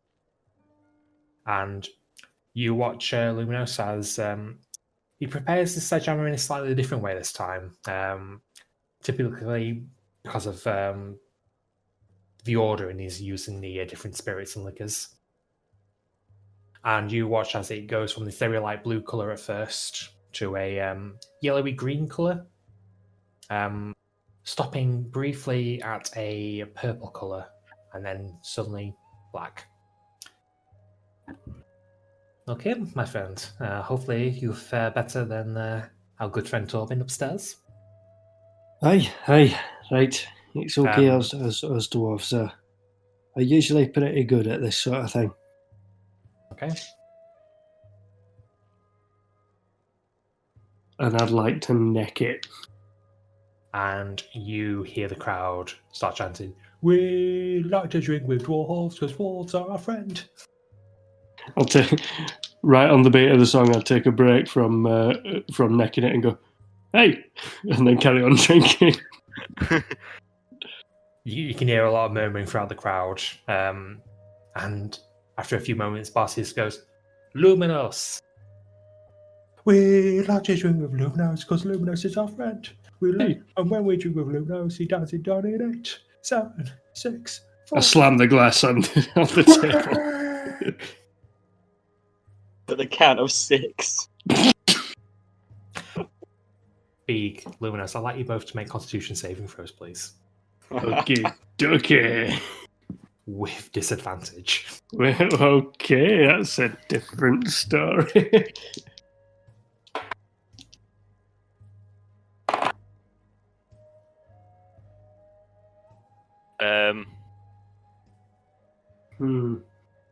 Yeah. That's gone well on it, lads. Do you want to know what both of the rolls are? I just need the lowest one, to be honest. If I add them together, they make 5. Actually, I'm good. My Constitution saving throw bonus is like +7. Oh, I get +3. So with a disadvantage, that'll be a 4. I'm on 16. You said checks or saving throws? These are saving throws. Ah, And You're in trouble. Oh, Luminous, as you slam your glass down, you take that brief moment where you raise your arms up, expecting to hear victory ringing through your ears. And the next moment, you blink, you're on the floor. You're not really sure how you got there, but damn, your head hurts. You blink again, and you're hovering over a flight of stairs. And who then did I get here? you blink again, and you're face down in a pillow. And then you're out like a light. Beak, on the other hand, the sledgehammer has hit you pretty hard. But you're a big guy, and you're no stranger to drinking. Your speech is slurred, your stance is staggered, but you're still up, you're still kicking. Just barely. Right. I'd like to say to the barkeep, Luminos, in his own words, would call himself, don't worry, he is just a weird man. Alright? And then I'm heading to fucking bed. And I crawl upstairs. I'm absolutely fucked. The entire tavern is cheering for you, Beak, because it has been years since someone's managed to down a sledgehammer and stay conscious. I'm off to bed, you losers. I'm joking. You're all sound. Good Another night. cheer rises up. Hip hip. Hooray! Legends. I fucking knew it. Right. Stumble upstairs. Wait, 1 minute. Where's Luminous at this point? Luminous is in bed. He's being carted up. I was going to say I want to grab him by the fucking foot and just drag him up the stairs and his helmet just pushing against the steps all the way up. And I'm just sad as fuck doing it. Okay. In that case then, I get to the top of the stairs and pretty much like one of the first doors I properly lock my eyes on, I just kind of smash through. And it turns out it's a Remio's room, but I don't see a Remio at all. And I lay him back. I don't think so. You can make a perception check. No, you can make an investigation check to see if you can actually find a Remio's room. If I'm that drunk. Oh yeah, you're doing this at disadvantage. yeah, intoxication. There's a passage. Oh, 1 minute, don't want it. I'm literally dropping my dice all over. It's accurate then. Right, 1 minute, what were it? Investigation? Yeah, 12. 12. Okay, so it takes you a while. I'm not. Bear in mind, I'm not trying to find a Remio's room.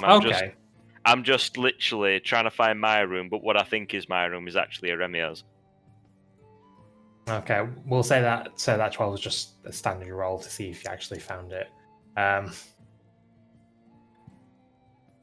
Go on. Thinking away. Do I allow him? Big, you slam. Well, you start pacing down the corridor at first.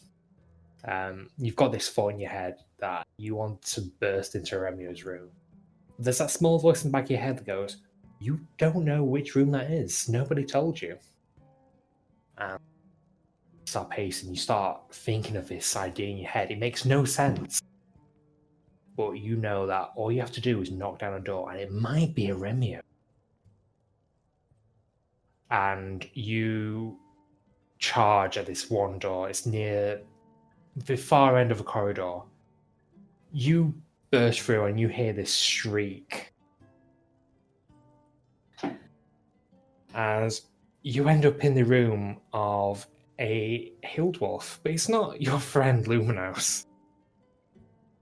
It is this very disheveled looking hill dwarf. Wearing some sort of uniform you're not familiar with. And as she gets up, she goes, "Oh, who are you? Get out of here!" Fucking hell, Luminos. That sledgehammer's really taken its toll on you. Oh, fuck off already. Barcius! Barcius, get in here! What are you? And almost on cue, Barcius appears behind you, Big, puts a hand on your shoulder and goes, "I'm very sorry, Vanilla. He is new in town. He's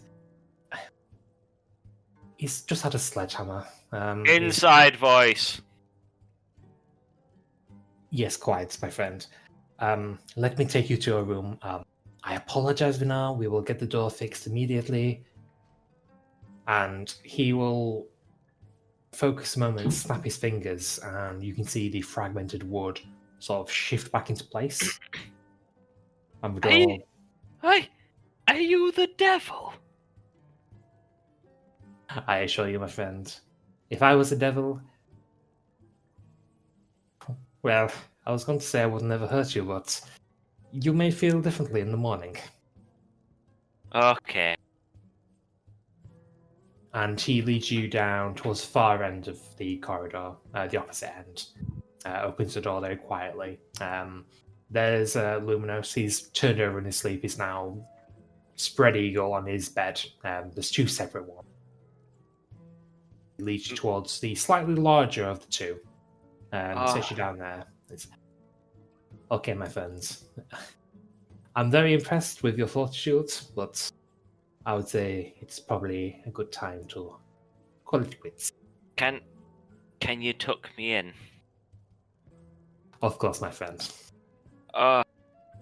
My mother used to tuck me in. She sounds like a very lovely woman. She left me when I was 6. I'm very sorry to hear that, my friend. I too know what it is like to not have a mother growing up. Legend, night, devil man, and then I Good sleep. night, my friend. And he'll tuck you in a little bit tighter now that you're asleep. He'll leave the room, clicking his fingers as he does so, and there's a soft light that emanates from the room. Not enough to disturb your sleep, but enough to make it slightly pleasant. Does this count as a long rest at this point? It counts as a long rest, yeah. Oh, fucking sweet. Sick. How much HP did you guys lose in that battle we had with the Gnolls? I don't think anyone did. I can't remember losing any. No, I don't think I lost any actual HP. I think I did good as the tank then, because I'm only lost HP. You lost like 2 or something. I lost 4. It would have been 8 because of the rage. Yeah. Oh, God forbid, 8. I know, right? That was danger territory. 8 for me is horrendous for you. It's now a 6th of my health. 8 would be. Nice. My health has been boosted quite a bit now. Pardon me. This stone of good luck that I've got literally makes it so I don't have any minuses anywhere. That's handy. Yes. But for saving throws, right?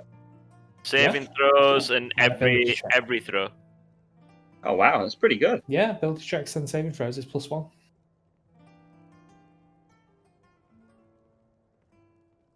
No, I had that on my first character, so I thought I'd continue the tradition. Pretty sick, man. Okay, so after everyone has gone to bed, Big and Luna, you're just flat out. Remember, if there's anything else you'd like to do, that's the time to do it. No, if he's had time to meditate, maybe half an hour, then he's out like a light. Fair enough then. So you all slip into unconsciousness. Nothing seems to happen. You can hear the sounds of the patrons downstairs quickly quieten out. The tavern appears to be closed now, and you awaken next morning. The light is shining through the windows, through cracks in the curtains. You're both facing the sun in your separate rooms.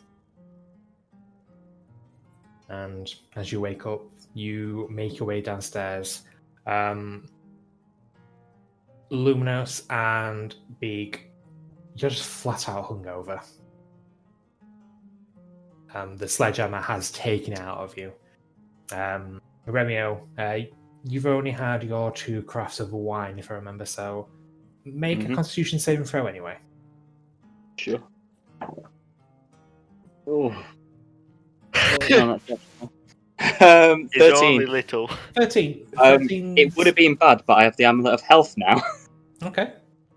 So 13 is it's enough. You're not feeling necessarily fantastic, but you think that after you have maybe a bite to eat, maybe a glass of water, you should be fine.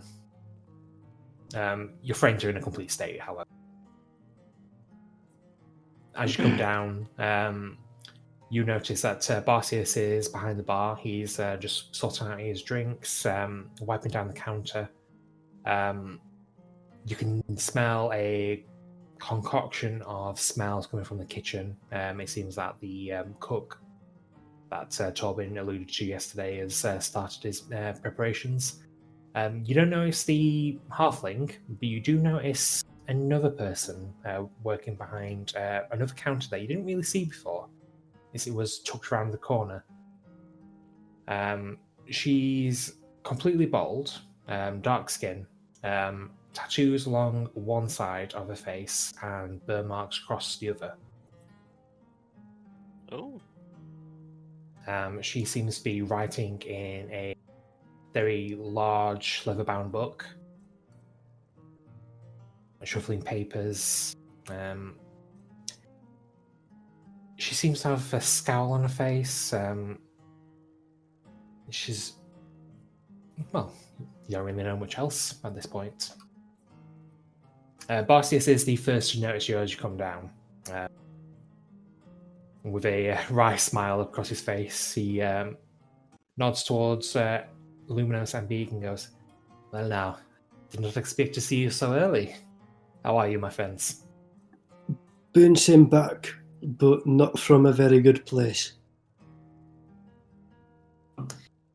Those who do decide to take a sledgehammer rarely find it is a good idea. Why do we do this every time?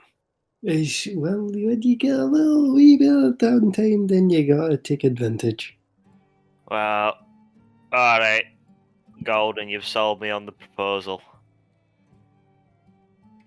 As you come down, Barcius will withdraw 3 glasses of water from behind the counter, sets them down. Oh, These are my friends. I hope that this takes the edge off. oh, sweet nectar alive. This is Good morning, perfect. Fair morning, Barcius.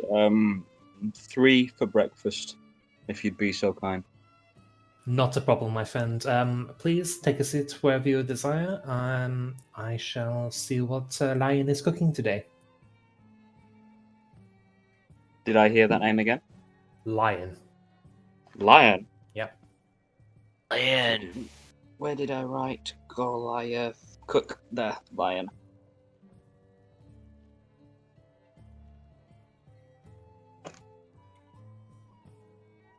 Hang on. Dwarf? Lion. Lion. Yes, Lion. For a breakfast food. No. My cook's name is Lion. So he's not preparing any lion. Well, I mean, I've not asked him yet. He may be. It's rare. I was looking forward to Lion now. It's a bit of just a wee bit of lion sausage with some lion eggs. Orc and dwarf, come on. As a general rule, you don't eat felines. See, who Canines. said anything about sea lions? I'm gonna look at my water. Aye, it's fucking clear. Is the rock good on the other side of that? I continue to look at my watch. I I just kind of. apologise for our antics last night. There's no need to apologize. You didn't start any fights that I did not already authorize. You were quite pleasant, even if you did barrel into my bar. All in all, I'd be happy to have you as patrons again. Did I play an Brilliant. instrument last night? Oh, Groovy, Grievy's come on, died mate. again. Groovy, please. Sorry, could you repeat that? Did I play an instrument last night? You did. It was, I mean, it was perhaps overshadowed by the band, but the people near you, they did not make a grand fuss. That's fine. It were only for my friends here. How very considerate of you, my friend. No, I understand that you are very new in town.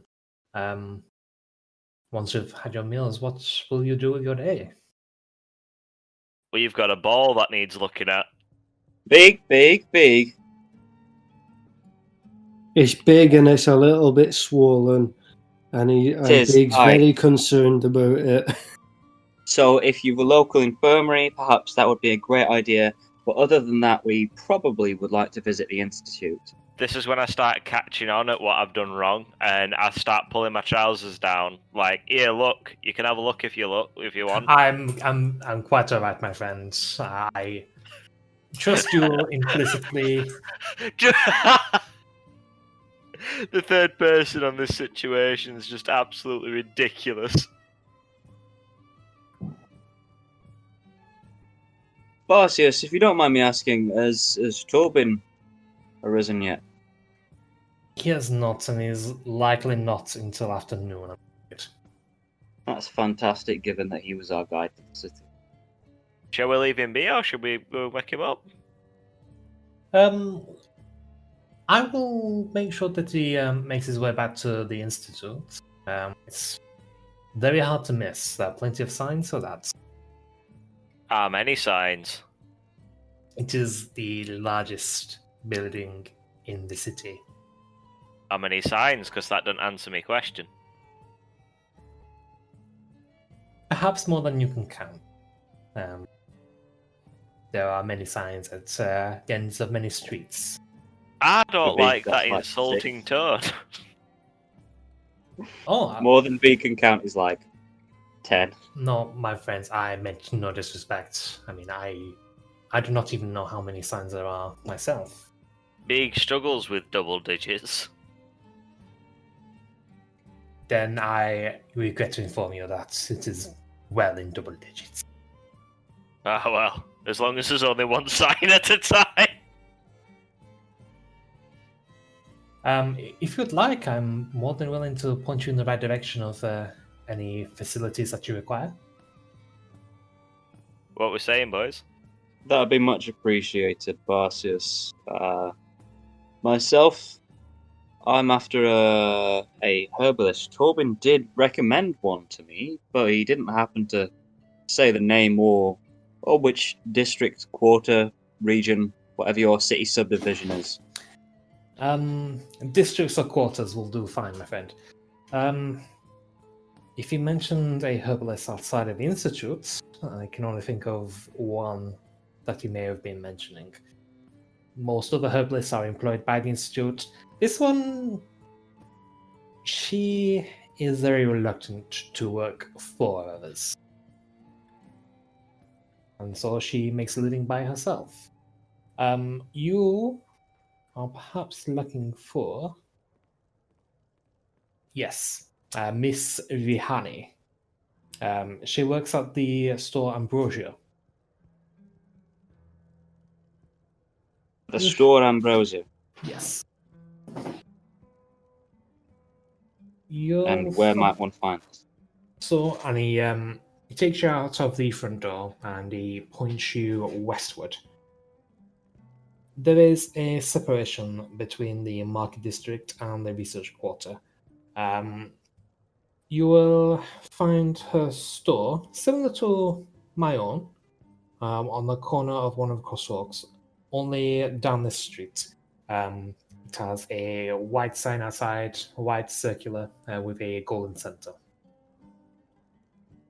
That should be more than enough. Thank you very much, Barcius. My compatriots are also looking for other places. I see. And where is it that you would like to go?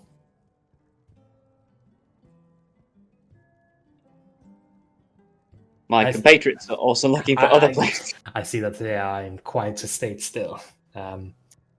I want to die. Don't worry about me. I'll get round to answering the question in a moment. I mean, there is no Miss- rush, of course. We still have your breakfast to discuss. If you- Bossy, Well, is there anybody that does any sort of like some maybe modifying of shields? or creation of. It would depend on the manner of the modification. If you're looking for something more physical in nature, I could probably recommend a few forges around here. However, my assumption of you is that you are of a clerical nature, no? Aye, I've been doing some fucking weird shit with my hands and stuff recently, and I'm just feeling very powerful. I mean, I when I was green, I mean, I just had this hammer, and I mean, I always knew there was something a little bit magical stirring, but I just used to bop things, and now I don't think I've picked the hammer up in a while. So I think I'll be sort of unloading it and seeing what I can do to the shield to maybe bring it on the same level as myself.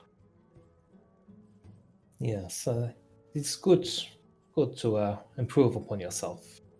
Take notes of your weaknesses and strength. With regards to your hammer, a simple matter. Like I mentioned, there are many forges. They would happily take that fine hammer off your hands. With regards to your shield and your aspirations, I would perhaps recommend the Library of Celestian. The Library of Celestian. It is a little further away than your friend Remio's herbalist shop. However, in regards to knowledge, which is first and foremost one of the greatest public gatherings of knowledge. Right, so how far away do you reckon that is? How long would it take us to walk there? Okay, so if you refer to the map of Graventoll, To the map it is? so near the river, just below where it says housing district. Mm-hmm. Well, actually, if you look more towards the center of the city, you can see there's a rather large block there. Just to the left of where it starts saying Market District. Oh, yeah. So yes, if you follow the street up towards Ambrosia as your friends, follow the main road north. It will eventually lead you past the Library of Celestian. Second only in size to the Institute itself. You'll be hard-pressed to miss it. It is a beautiful white building. They're in a large 12 towers. I would say that in your case, especially regarding your maturing skills, Hey, they will be in a particular position to help you further. oh, beautiful. We'll have to take a trip over there, I think, boys. And Sounds good. Big, my friend, is there anything that you desire? I understand yesterday you mentioned you required a shield. Yes. Yes. And let me ask you, are you just looking for a simple shield, or are you looking for something a little more exotic? Can I take you off to the side a little bit here? Of course, my friend, of course. Basically, I'm just wanting to just be able to like swing a little bit faster, I guess. Just swing a little bit faster, be a little bit better with my hands. Failing that, yeah, shield would be okay. But I just want to be able to like, dodge a little bit more. You know what I mean? I understand you completely.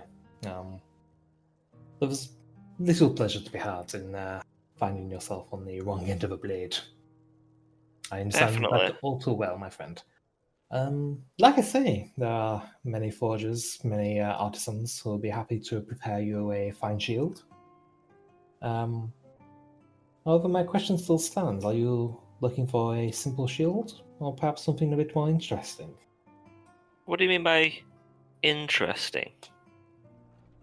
I'm not sure if you remember our brief discussion last night. There was quite a lot that went on, but I did allude to my profession during the day, that I deal in procurement of items and also in the distribution of what you would refer to as quests. Go If on. there is anything that you require, I can ask around, see if I can find something that fits your requirements, so to speak. Well, you see, I would like a shield, but obviously that would also not allow me to carry around my weapon of choice, which is my great pan. It is certainly a very great pan, my friend. And even someone of your stature, I would find it would be very awkward to be using both a shield and something of this stature. It would perhaps make you more of a target. Yeah, this is what I'm saying. I'm just wondering if there's anything I could possibly do to help just improve my defense in combat otherwise. Okay. I may have some ideas. Come. Let me see if we can make some arrangements now. Okay. And he leads you, because you're all at the door, as Barsis was pointing out directions. He takes you to the other end of a bar where you saw the bald woman. And as he approaches, Barsis will go, "Carlane, my dear, our new friend here, Mr. Beeg, he is looking for something to aid in his travels, something to improve on his formidable defenses. Tell me, is there anything that we have in stock that may improve upon what he currently has?" And she looks up from her tome. She doesn't say anything at first. Gives you a once over and starts flicking through the book that she has in hand. She eventually just snaps it shut, retrieves another one from below the bar, scours through that. Okay, what is it that you're after? Defense, yes. I assume that's are you satisfied with just a shield? Or hang on. And she looks through another book. Yes. I understand that we have someone who's interested in selling some braces. Defensive ones. Go on. His name is Gavaranth. He is someone who works down on the docks. Apparently, he received a erroneous shipment full of very odd trinkets and ends, half of which he perhaps sold on to us. I don't know off the top of my head. He was very keen on mentioning some braces. Now that sounds claimed, fairly interesting. He did claim that they aided in his own defense. If those claims can actually be verified, we don't know. And what was his name? Gavaneth? Gavarenth. Gavarenth, okay. Dragonborn, works under the docks. Oh, he sounds like a bit of a legend. He is gold scaled. He's hard to miss. Thank you very much.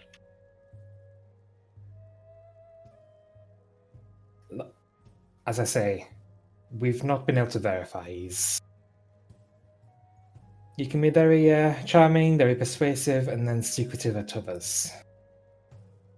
I'll It have to could have a be a- little walk down there and have to have a little talk with the guy. By all means. Now, is there anything else?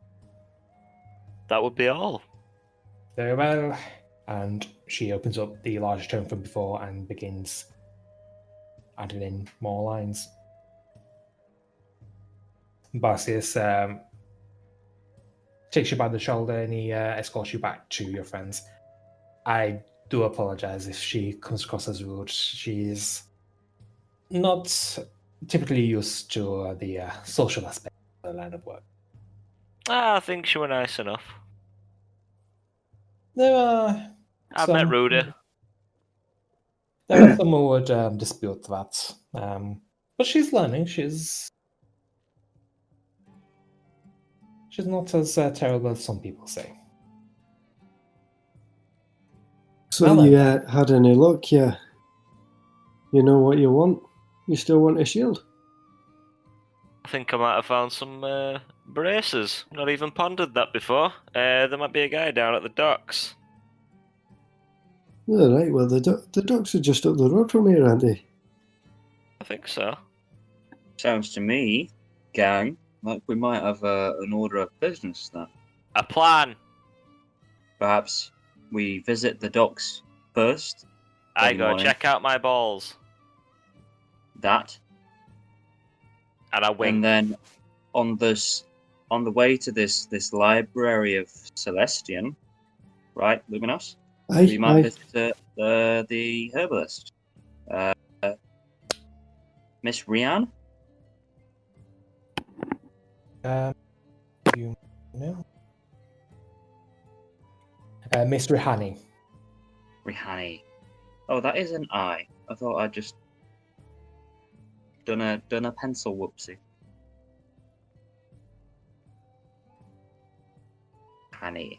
Is there anybody I should be asking for specifically at the Library of Celestian, or is it just the sort of place where I can walk in, cock and balls, show in, and slam the shield on the table and go, "Here, what can we do with this now?" I mean, would perhaps recommend that you are suitably clothed when you enter. However, there are many caretakers of the library who will be happy to help. Oh, That is right, their fair calling. enough. Those who follow the goddess Celestian. Goddess, God? I don't even know. It's not my realm of... Yes. He shakes his head. He's a little bit frazzled. Looks a little bit Right. tired. Hey, don't worry about it. You okay, pal? Yes, it's fine. It's a story for another time, my friend. Maybe tonight when you're serving us some more sledgehammers. I will not be one to tell you no. I will only recommend that perhaps you find a different drink. First thing I'm ordering. We'll see. We'll drink thee dry.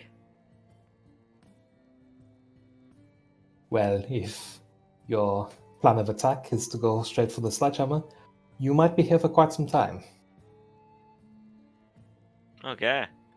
And is there anything else you'd like to ask Barcius before you leave? Boss, here's a question. Yes, of course, my friend. You said this bold friend, Carlane, of yours, deals in the acquisition of goods, procurements and requests, you put it. I wonder, since we are capable adventurers, if somebody's put in a request for some sort of handiwork. of the offensive kind.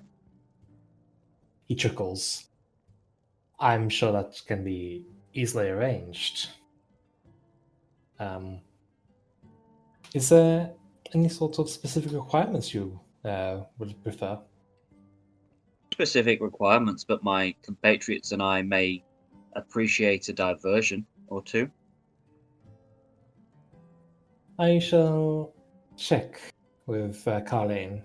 I do not wish to take you away from your objectives of the day.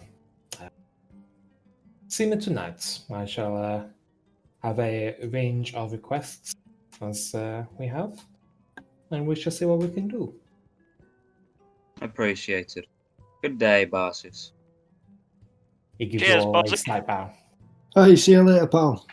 Bye-bye, Bozzy. You're a great lad. Okay, so you're now out on the streets of Gravental. You only ever saw this during dusk, but now that it's around 10 a.m. The streets are, well, the streets and the buildings, they all seem to be made of a rather sandy stone. The one that stands out the most is the premises that you just left, the Bronze Vault, which it seems to stand out. It almost seems like it was just slammed onto the edge of a pre-existing building and just made of this very fine dark wood. 10 a.m. We really slept in, boys. Well, it's a little bit later than I'd have liked, but What you get, Orc and Dwarf? I Okay. wish you'd start using his names. aye, it's What are your names? Well, it's too late to learn them now. right. No, first off, it's a good job that we're going to the docks first, because you remember how I said about that fucking attitude. It's a joke. Luminous, I know quite well your name. Not the Orcs, but yours I know. Ship No. now. Luminous, Big, you know I appreciate your company, and that I consider as acquaintance. Well, it's a good job for you that you consider as acquaintances, because I severely doubt you'll make any friends with that attitude. Off to Cavarenth. So Okay. off to Cavarenth. That's our first stop, I think. A golden dragonborn by the docks. yeah. Oh. All right. So by the docks. So Gavarenth, sorry. Gavin, so for short. and we'll see if he likes that. So- roll for initiative. Tail swishes eagerly. All right. So you take a moment to ponder. You remember the pathway that Torwin took you when he picked you up from the station, and you make your way back to the main road from the Ravenwall entrance. And on the other side of this road, there are some buildings that don't match the aesthetic of the market district, which all seem to be repurposed sandy buildings. These are just shacks made of wood for the most part, some stacked on top of each other. They all seem to be fairly sturdy. They're not just haphazardly constructed. But you duck and weave your way through the alleys until you make your way to the edge of the city. There's two main docks that you can see. There's one boat that's currently docked at the moment, and there's plenty of people milling around near the edge of the city. I'd like you all to make a perception check. All right. I love perception checks, especially group ones, where I'm the only one with disadvantage. 21. 22. Nice. Well done. Yeah, boy. 21. So it takes you all. You stood there for a few minutes, just loitering on the edge of town. And there's quite a lot of humanoid creatures, mainly humans, a few half elves, Very rarely you would see a full-blooded elf, and even then they seem to be clad in very fancy-looking clothes. A few dwarves, halflings here and there, but Luminous, you notice this glimmer from the far end of one of the docks. And as you edge ever so closer, you spot this glistening, large creature on the far end. He sat on a bench just between a couple of barrels, and he seems to be just looking down. Perhaps looking at a book. He's too far away to make out. I'll just give a nudge to Vegan, put it over there, and be like, "Is that the fella?" That must be. I've never seen out quite like it, apart from those kobolds, but they were tiny. Yeah, the only other time you've seen a dragonborn was Tintalil, back at the entrance of the Jadeblood Temple. But he was a bronze dragonborn, bit wiry, not necessarily the best conversationalist. This guy seems to be the quite opposite. He's very large, very broad. Very proud man. He's not wearing anything on his top half. Very proud man. Go on, lad. I'm just going to go and quickly grab another tin Okay. before we continue. And also, I need a slash as well. I'm going to use this as an opportunity to drain the dragon and grab another beer. Right. Catch you all in a bit. Literally less than 2 minutes. Yeah.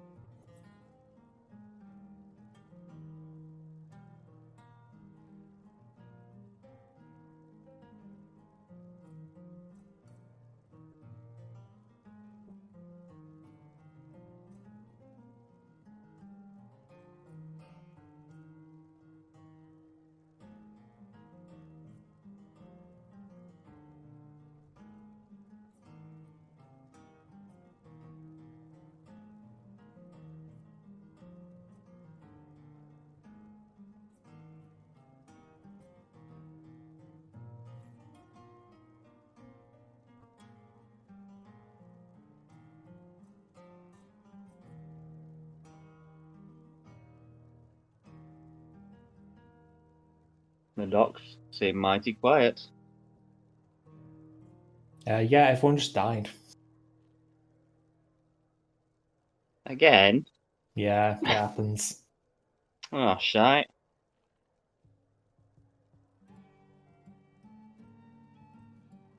I take it Big just started speaking to and offending the Golden Dragon Ball then. No, we've not actually started speaking yet. Oh, fair enough. Everybody else took a cue then. Yeah. Fair enough. Yeah, I don't like to interrupt conversation with, "I'm going for a piss, lads." Yeah, no worries.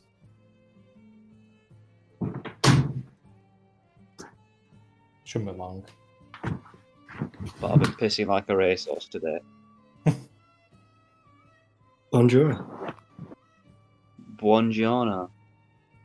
Buongiorno.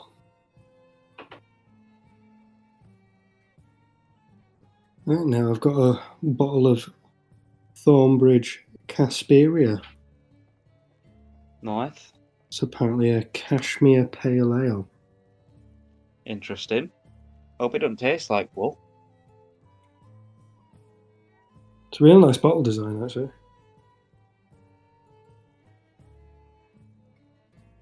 The last one that I had was a bit weird, though. It was like a sour... Where is it?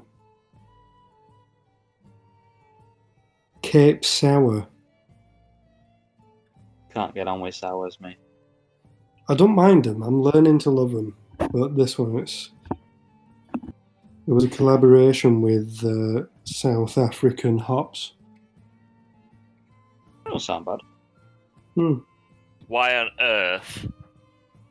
Why on earth I didn't put any sun cream on my stomach either is just a mystery.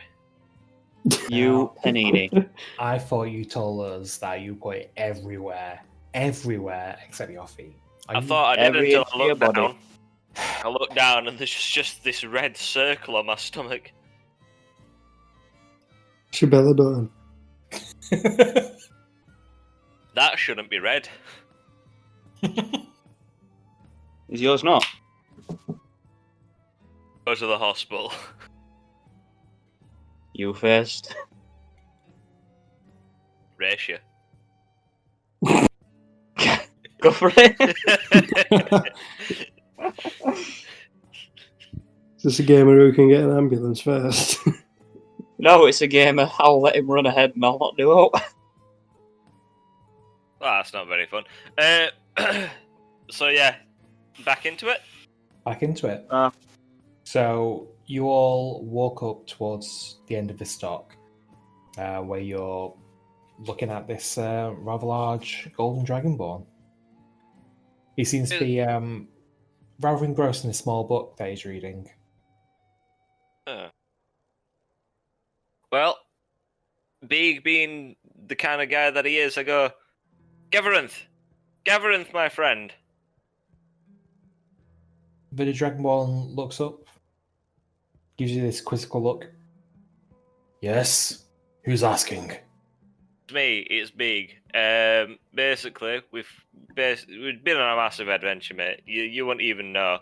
But we've come here, and I'm just kind of wondering, because, you know, I've been instructed to come here by someone. They said they might have something of interest to me. Is that right? You sound so shifty. Yeah, basically. And what is it that you've been instructed to come to me about?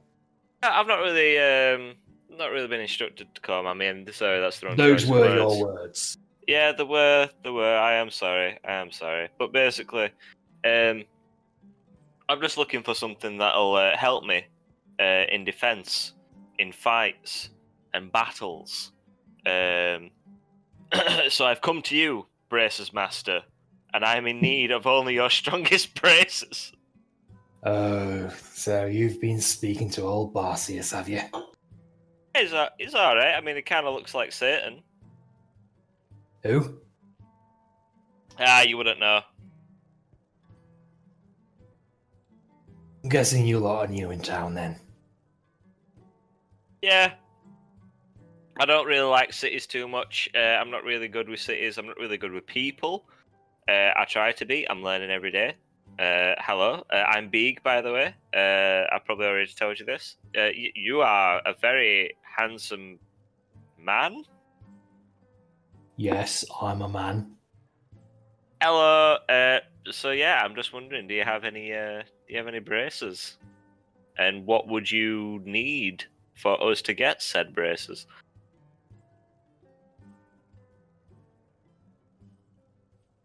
Well, first of all, not entirely sure what you're talking about. Oh, well, that's very unfortunate. Especially seems so you've connected the dots up between me asking for braces and you knew the person who I was talking to about said braces. You're a bit smarter than you let on, aren't you, Beak? I Alright then. am actually very not intelligent. Well then. I don't suppose old Barcy actually told you why he doesn't actually have braces in his possession. No, all I've been told is you are the right man to come and talk to. The reason why is I don't give them to scrawny little poles like him. That's fine. That's why I'm here. I respond to strength. If you're not strong enough, you don't get what I've got. I kind of So- turn to a Remy or Luminos and I go, I think I've fucking got this, boys. And I wink.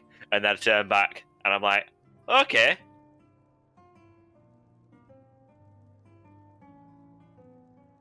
Do you like Well- games, Beak? No Well- tags. Love Git. It's funny, man. Hey, in front of me, man. Hello, Dag. Yeah, I really do like games. It depends what the games actually are, though. Oh, nothing too difficult, mate. Just a good old-fashioned arm wrestle. Fucking knew it. Webber, I knew. Yes. I knew it. Fuck. Go on then. Okay, yes. An arm wrestle, I see. Alright then. If I win, then maybe we'll continue this conversation a little bit further. If I win, though, you can fuck off. It seems like if you win on both, what happens if I win? No, so if you win, we'll discuss this a bit further. Definitely what I said. You can't prove otherwise. Just keeping you on your toes. Alright then. And you watch as he drags one of these barrels between you. He barks an order to one of the other seamen further down the docks to bring another chair.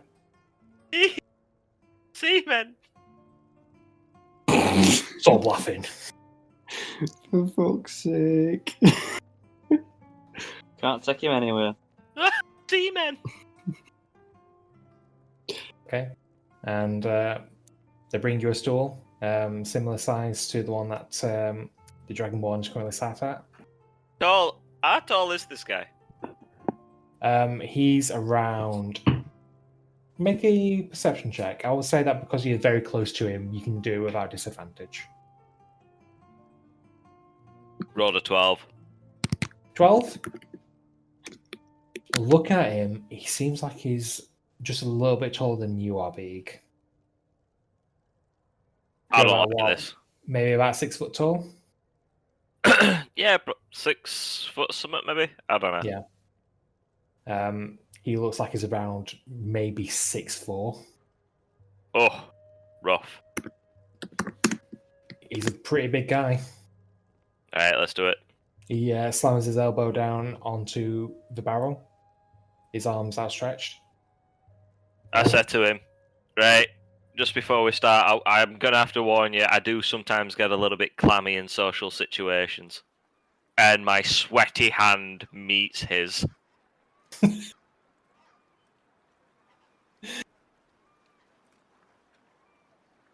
All right. Come on, Big, you got this. Has B got the old anger snarl going on? Does he? Well, yeah, I was literally about to say activate rage. Is that all you were going for with that? Yeah. Because I would say if you're going to try and fake him out with a clammy hand, then potentially. No, activate rage, but stealthily. Stealth Stealth rage. You just see one massive vein just appear on my forehead and it's pulsing.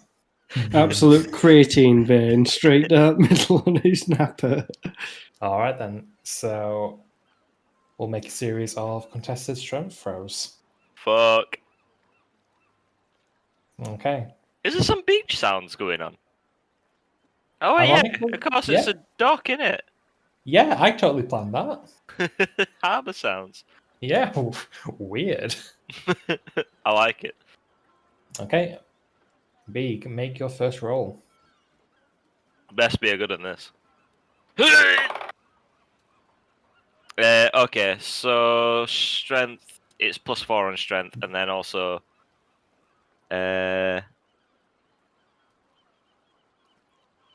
You just gain an advantage on your strength checks. You don't Strength add checks. anything else, so you can roll with advantage. sick. Yeah, whoops.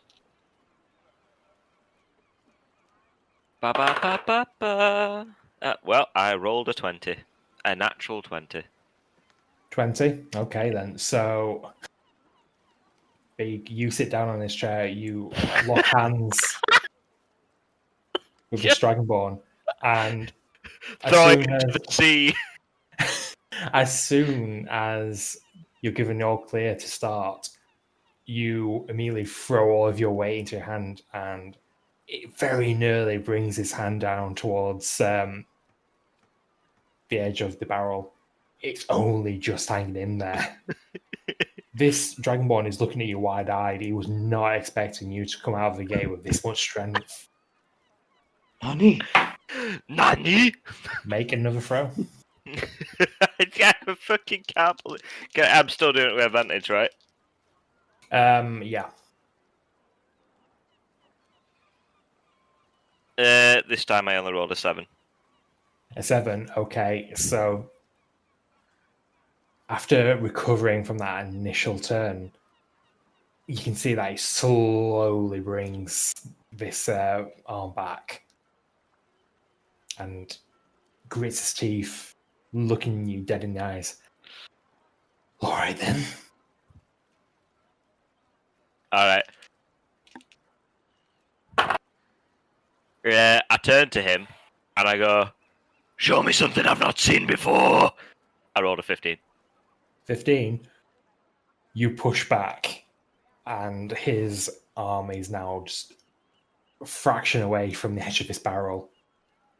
Even though he managed to recover ever so slightly, it's not a foregone conclusion.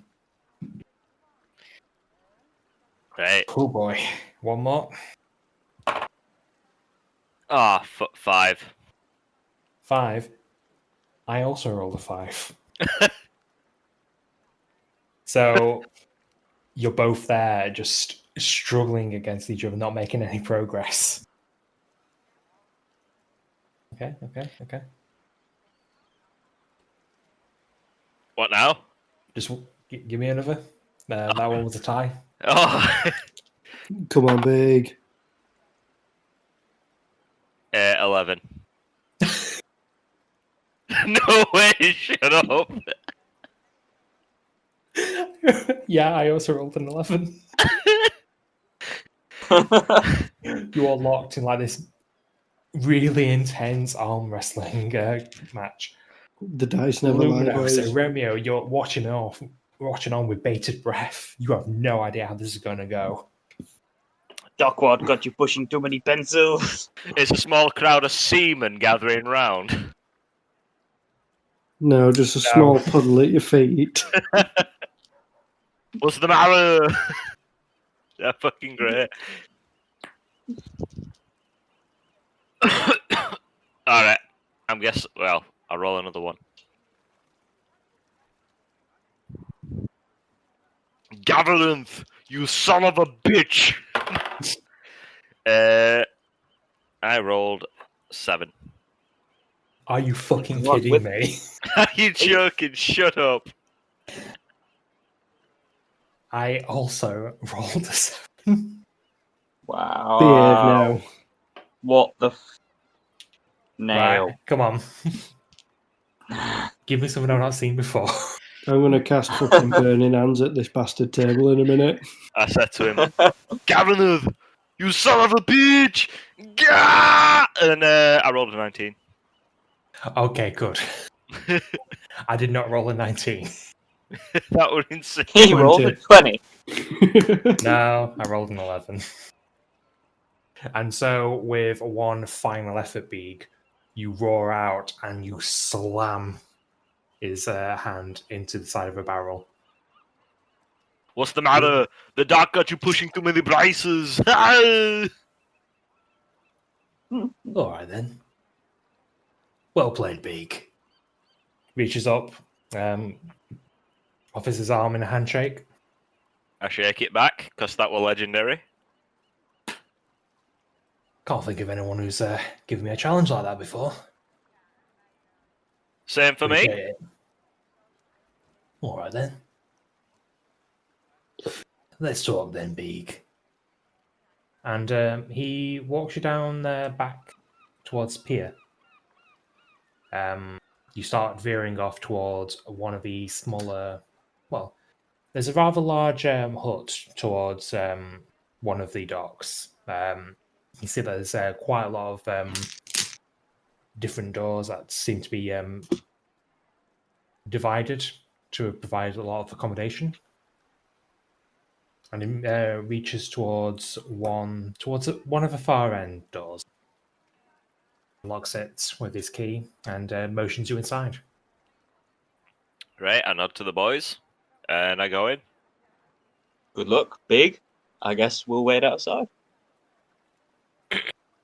Only be a short one, this hopefully. And if I'm not back in 5 minutes, then wait longer. I'll wait 6.5 minutes before walking off. Aye, I think I'll wait outside too. And I start walking off. I don't. No. I don't. The boats are right there. I could see that attitude sailing away. I can see fucking Aremio sailing away at this rate. Keep trying to make jokes and be friendly, and it's just not coming off. There's a fucking Viking funeral coming up. You need to learn about tone, Yeremio. Go get your fucking braces. That's better. I actually like that. How? So you make your way inside Beak. The Dragonborn motions towards a chair, and he takes a seat next to you on this table. All right, so I suppose old Barcy has told you. I found these. They were given to me. Maybe not on purpose, but they're mine now. And to be honest, not really the fighting type. Don't really have much need for it, but I know plenty of people who do, so I've kept it to one side. Now, these aren't cheap. I'm sure you'll realise. I'm not going to give these out for free. I'll be fucking ridiculous. So, what I'll say is, you can have these, Beak, for 2.5 grand. In what? In gold pieces. In gold pieces. So you're telling me you're only interested in selling this to someone with strength? Aye, that's the only reason we're talking. And you're telling me that you have not really come across anyone that would give you any challenge, really? Not yet. You're the first one in quite some time, actually. No So one else wants to challenge me. in order to actually purchase these, you have to get past yourself in an arm wrestling competition. That's something I thought of. 1, because I was bored. And 2, I needed to see how strong you were. Okay, so are you just going to do that to everyone that you're going to try and sell these to? Not everyone. If I can see that someone's plenty strong, and they come asking the right questions, then maybe we'll just skip to the chase. You, however, not seen you before. You're a bit of an odd one. And like I said, I was bored. Okay, I'm willing to make some kind of trade here. Alright. See, I don't want to give you 2.5 grand, but what I can give you is something very special. Is that right? Yes, I have a very magical longsword, very, very, very rarely used. It's pretty good. I don't, like I said, I don't really use it too much, but I'm willing to give you this. And I pull out the longsword from, what is it, the paladin from like ages ago, right? Well, I mean, not ages ago. I mean, it was only a few sessions ago. I mean, well, I mean, I'm not wrong. I think honestly, I've got this in my inventory, and I can't remember when. No, it was Longsword from the Paladin. When you were fighting the ogre at the same time. No, I didn't get the longsword from that paladin. Oh, was it from the cleric? I was going to say you're on about the Death Cleric there. Yeah, it might be Death Cleric. Yep. You're not on about Shatterspike from. No. There was I We gave gave him someone a +1 longsword from the Paladin though. Yeah, the +1 longsword is mine, and that's what I'm offering up right now because I'm literally never going to use it. That must be it then. Yeah. Yeah. Oh, it must be the Paladin then. Yeah. Just give me 1 second, guys, because my pizza's gonna burn. Fair enough. 1 sec. Is that a euphemism? I can't remember getting out like that off the Death Cleric. No, I think you mainly got potions from the Death Cleric. Do you know what? Just as a bit of meta chat while he was just sorting Yeah, this of fucking course. cheese out. I was going back through my notes from previous sessions the other day. Mm-hmm. Do you know we couldn't remember about whether we'd got the bag or not, and the lizard folk gave us the bag of holding? Yeah. I went through my notes, and I think we actually picked up a bag of holding out of the Death Cleric after we kicked fuck out of him. You think? Was that in your plans, Weber? Because I got. I don't recall seeing it in any of my notes. I think the only thing I ever mentioned was that the lizard folk gave it.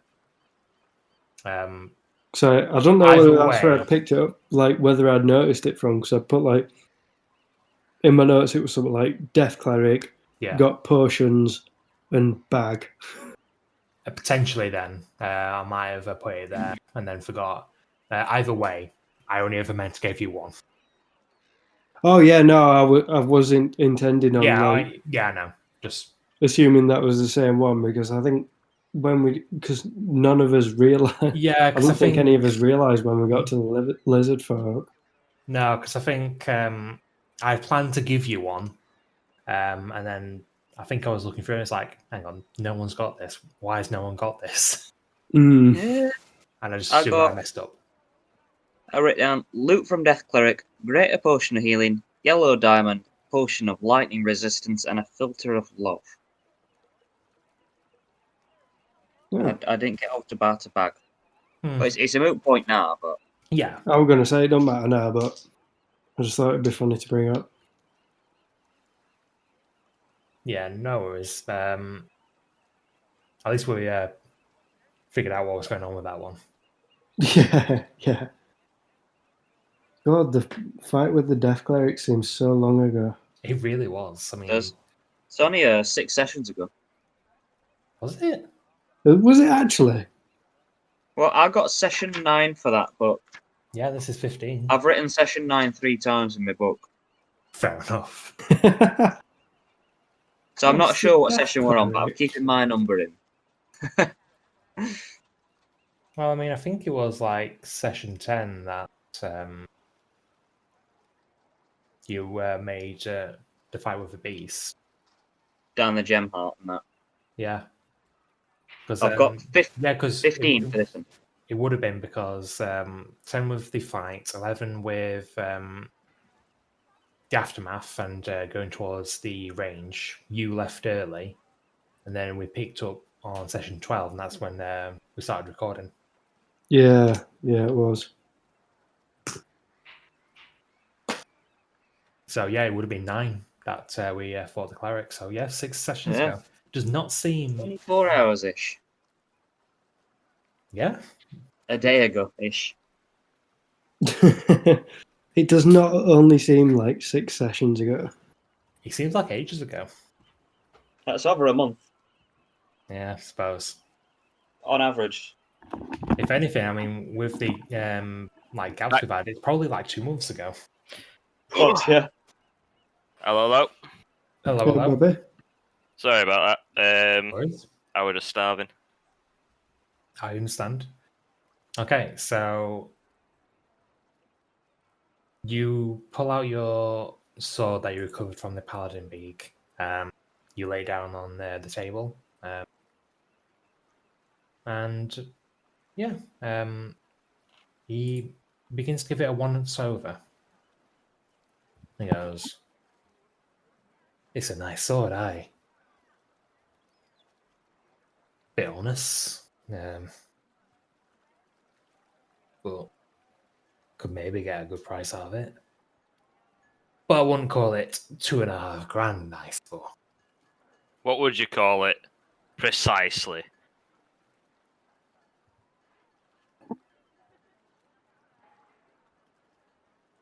Something like this. Depends where I went.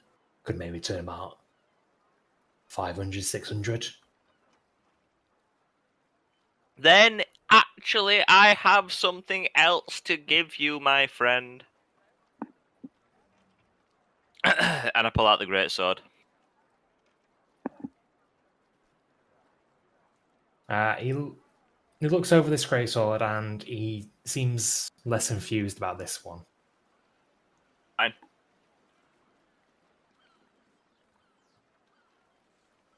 Not really anything special about this one, though, is it? The thing special about this one is it's seen a lot of damage. It's seen a lot of history. And by damage, I mean it's given out a lot of damage. Belonged to a very good knight.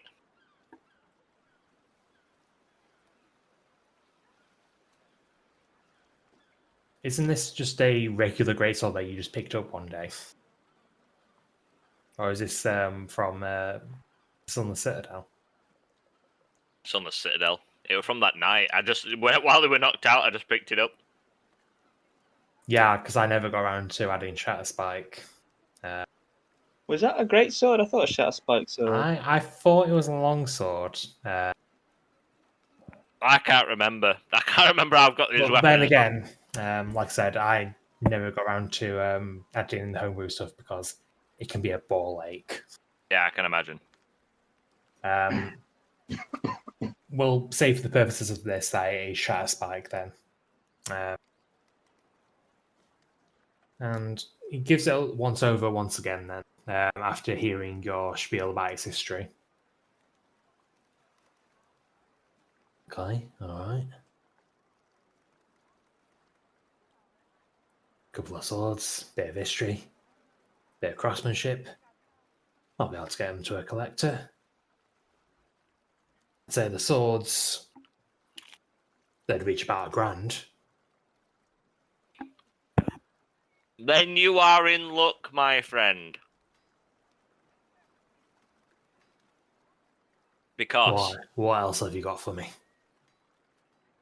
I have an IOU note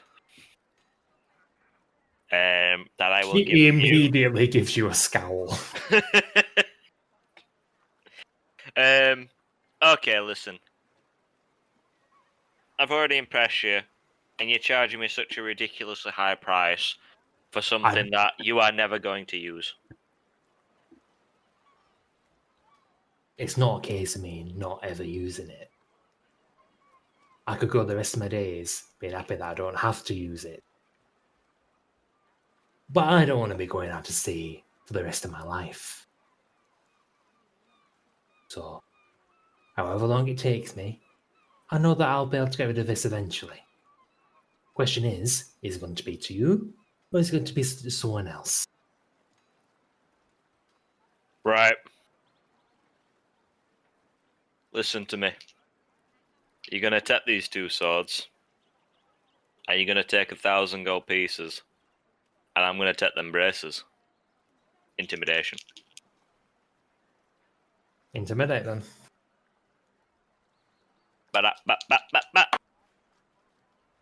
I rolled a natural 20.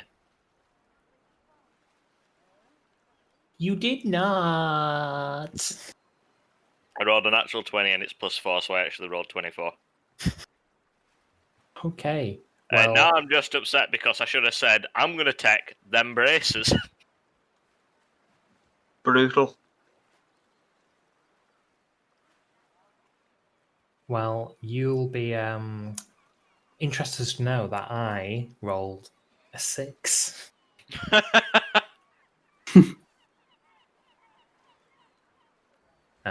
No one I know was going to save him from in that 20 though. So, Big, you rise to your feet. The room seems to get darker as you do so. Oh, God. What a run! And I'm not as you trying to rob make... you. That is what's come to mind. As you make your demand, Big, your voice is a lot lower than what you're usually used to. The sounds outside seem to be muted. Whatever sunlight was creeping in through the windows is extinguished. The Dragonborn is unnerved and he looks at you. Your eye patch, the stitching seems to glow, pulsate, and it almost threads its way through the eye patch as though it's looking around. And as you make your demand, you edge ever so closer to him. You throw down one of the swords. It enters the ground near him. You throw the other. You block him in as he falls off his chair. Did you say anything else during your demand, or did you just say the swords? Oh, you said the swords and the grand. Is that right? No, I just said the swords. And you lied to me. I'm kidding. And as you inch closer to his face, you go towards your belt. And you can see him tremble as you do so. But you just withdraw a bag, throw it down on him. He goes, all right, okay. You're right. Don't want any more trouble. Just give me a minute. I urge you Please. not to fight him, man. And I can see that now. I'm not fighting against someone like you. That's I want what to live, damn it. And you'll live a good life with this 1,000 gold. And he moves into another room. You can hear things being thrown about. You can hear the scraping of wood against wood. And after a few minutes, you see him come back with these ornate leather braces. Hello. So, like I said, got these a while back. I don't know how they work exactly, but whenever I try them on, I felt nimble. I felt like I could dodge anything. Hopefully, it'll do the same for you. Just promise me you'll not come back here. All right? I can promise you. And I put them on. Okay. So it will take you an hour to attune to these. That's absolutely fine. So these are like very ornate leather braces that you've got. They seem to be inlaid with what looks like gold. And you are now in possession of braces of defense. Fucking sweet. I nip outside and go, boys, look at my hand. Right, well, then I take it. Yeah, it went alright. He's a really nice guy, actually. Hey, well, looks like you got yourself some fancy new shit then. And I did. Now I've got my stuff. What do we say? I got my stuff fairly quickly, actually, and fairly easily. What do we say we do your boys' little things that we need to do?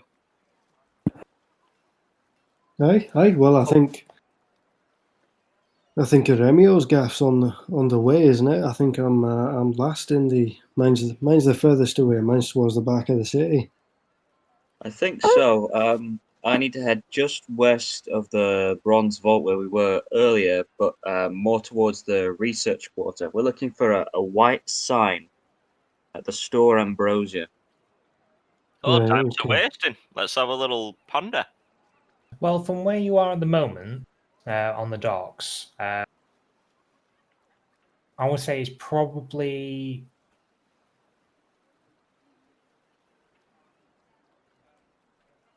no. I would like each of you to make an investigation check to see if you can figure out where you are and which premise is probably closer. 17 for me. What the fuck was that? I rolled a 2. That You will think you're at the be docks. that'll be an 8 for me. And then- Oh, I Okay. actually looking at the map. Maybe the library's closer. It depends where we are. Okay, so Luminos, not Luminos, Remio. You remember what Barsius was saying about the different places that he pointed out? And you remember him speaking about the Church of Celestian being a very tall building made of white marble. And knowing that the place that you were looking for seemed to be fairly close to the Bronze Vault, and how far you've walked already, the church doesn't seem that far away. Can I grab Luminos by the shoulders and go point him towards where I see off in the distance this building that is playing to all and say, actually, I think that might be what you're after. What I'm after? Can I lift him up a bit so he can see? You'd have to make a strength check. Can you, Luminos? Can you not see it? That's the white towers and sort of stuff. Oh well, fuck me. Hey, come on then, boys. Let's set off a pace then. All right. So you begin to navigate your way out of the docks ward. You will find yourself back into the market district rather briefly. You find yourself in a small clearing. It seems to be a well-tended garden, and then beyond that is the tall white building of the Library of Celestian. The doors are very tall, made of a white wood, but they are wide open, inviting anyone in. I'll have a wander in. I'm unsheathing my shield as I go. Okay. Luminos, just a sec. What? Bald human. I like it. Both those things are correct. Yeah, you've been saying you're thinking of getting rid of your hammer. Hey, I'm not so sure that that's the route you ought to take. I mean, you're canny with a spell, and you do very well at it, but you don't seem to be hindered by the hammer at all. I just don't want you to be hamstrung in an uncertain situation if you be needing a hammer but haven't had one. I mean, that is true. It is true. But what situation am I going to get in where I'd need a hammer when we can't just use big? When I throw you into battle. Your hammer, your decision. Just wanted to air a concern.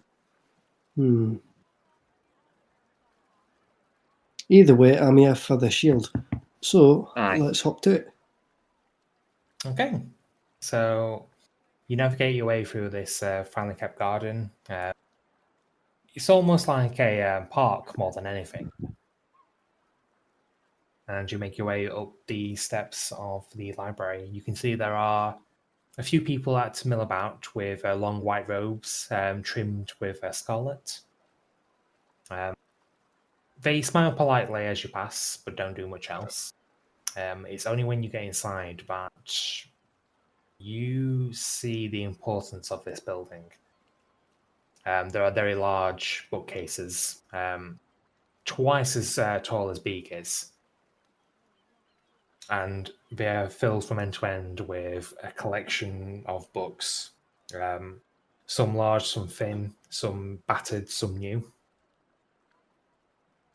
Plenty of tables around where there are people, both in garb and just in regular clothes. They'll be sitting at desks, reading at tables. It's a very quiet place, though. You can see there are rooms that stretch out on the far ends, but the main area is a very large, very tall ceiling place, filled end to end with these bookcases. So it's a place of learning, place for fun and research and being quiet. We shouldn't have brought it. So is there anyone in the sort of immediate vicinity that looks like they're ready to take my attention? Make a perception check. Okay. 9. 9. Okay, so it takes you a while at first. You start milling through these bookcases. At one point, you feel a bit lost. You've not seen any of these white-garbed people during your first investigation.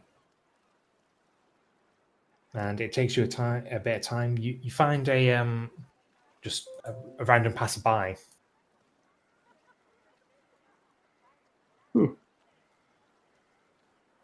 I suppose you'll do. Yep, so you find a human. He's garbed in very dull steel plate armor. He's got loose locks of dark hair, grey eyes, and he's just milling about, just scratching his chin. He's obviously looking for something, but for what, you have no idea. So I'll just try and get his attention and just be like, I've heard from a good friend of ours that you guys were the guys to talk to about maybe getting a little bit of magic popped into this wee bad boy, and then I slap my hand on the shield. He gives you this puzzled look. He's like, I'm sorry, I don't actually work here. I'm just part of the guard. However, let me see if I can find someone for you. Right, brilliant. Thank you very much. It takes a few minutes. You sort of mill about. You're not really sure if he was actually telling the truth or not. But eventually, he does come back. You can see that there is a dwarf with him in the white and red garb that you saw earlier. Human points towards you, Luminos, and then the guard just sets off looking for another bookcase. Another dwarf? Yeah, as he comes towards you, he's got the garb on as mentioned, but he's got this magnificent bronze beard as well. Tightly braided, doesn't seem to be a hair out of place. He comes towards you, there's a rather sizable grin on his face as he sees the fellow dwarf, and he brings an arm out to shake yours. And I'll embrace him kindly with a hearty handshake. Always good to see a fellow dwarf. Aye. My name's Stonesmith, Craglar Stonesmith. Oh, I understand that you're in pursuit of knowledge. Well, hopefully I was in the pursuit of your guys' knowledge. Well, I'm looking for maybe something to give me a little bit of an edge on the battlefield with this here shield. I don't know, right then, so... I mean, I can always point you in the direction of forging best practices, but I'd probably recommend just going to a forge in general. Well, I was wondering if there's anything that you boys could do if they sort of magical Yeah, interests at all. I suppose it would all depend.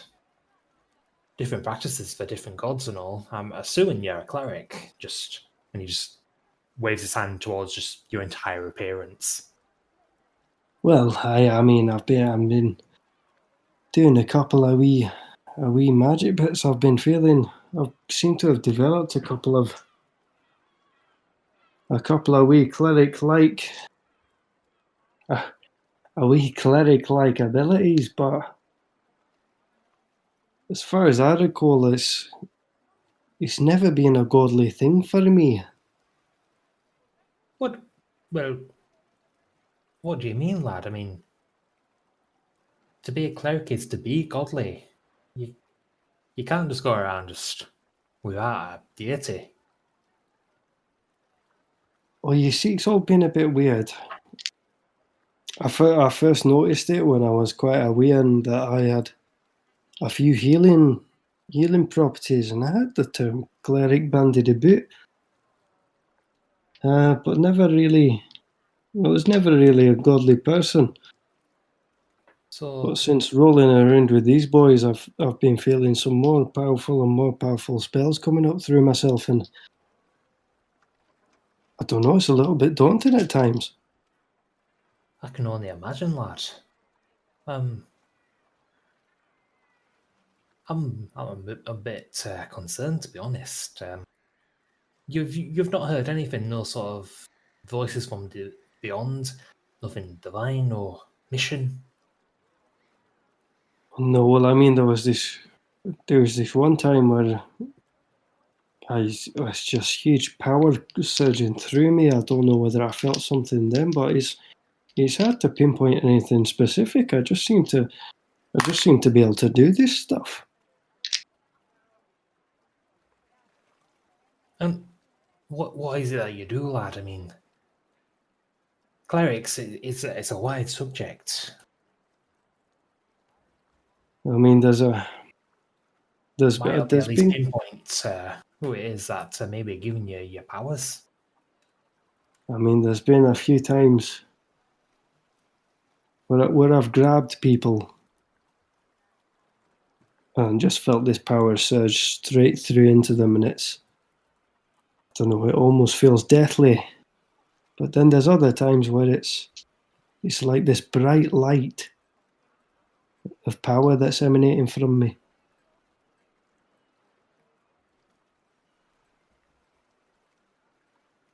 Deathly powers and bright light. He scratches his head, starts playing with his beard.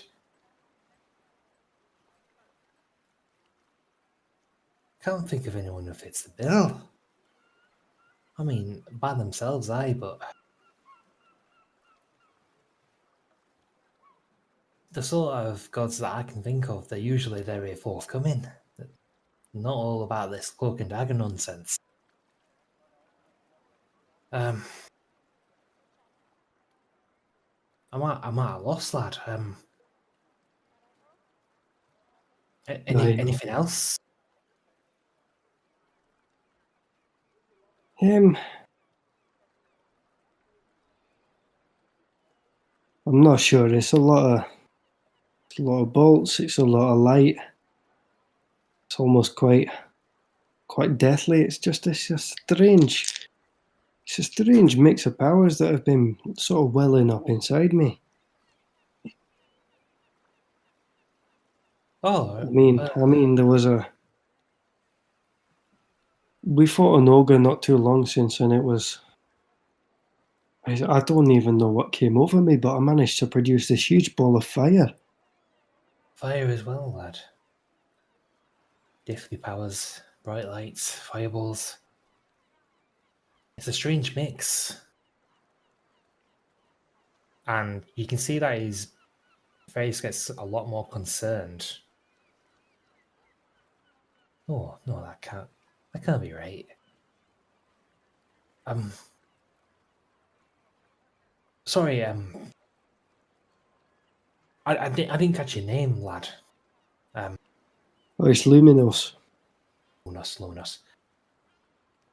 Will you leave this with me, lad? There's a wee bit that I need to consult on this one. Aye. I've got an idea, but I really hope it isn't the case. That's going to open up a whole can of worms. Right. Is there anything I should be concerned about? You yourself, probably not. But anyone else, they might think you're a hero. They might think you're scum of the earth. Well, to be fair, I think we're pretty used to that already, to be well, I suppose it doesn't really bother me what other people think. I mean, I'm still going to keep cracking on the battlefield. Big puts one thumb up. Remio's not listening, he's looking at the books. Oh, he sees a fine book and he's gone. Need to limit your word time. Even with... I should make a persuasion check. Who, me? Yeah. Not going to be Okay. me, is it, with fucking books? No. Wait, what? It's nothing to do with Romeo and his books. Oh. Persuasion will be a 14. 14. You words Right. seem to get through to him to a certain extent, and he sort of shakes his head. All the same, lad, I want to double check first. I want to be sure. Like I say, this... If it's true, then... Fuck me, lad. Oh, sorry, I'm not supposed to swear. Don't worry about it, one dwarf to another. Just for next time, for when I'll come back in a few days and speak to you if you don't mind. What's your name again, pal? Craglaw Stonesmith. Craglaw Stonesmith. Right, cool.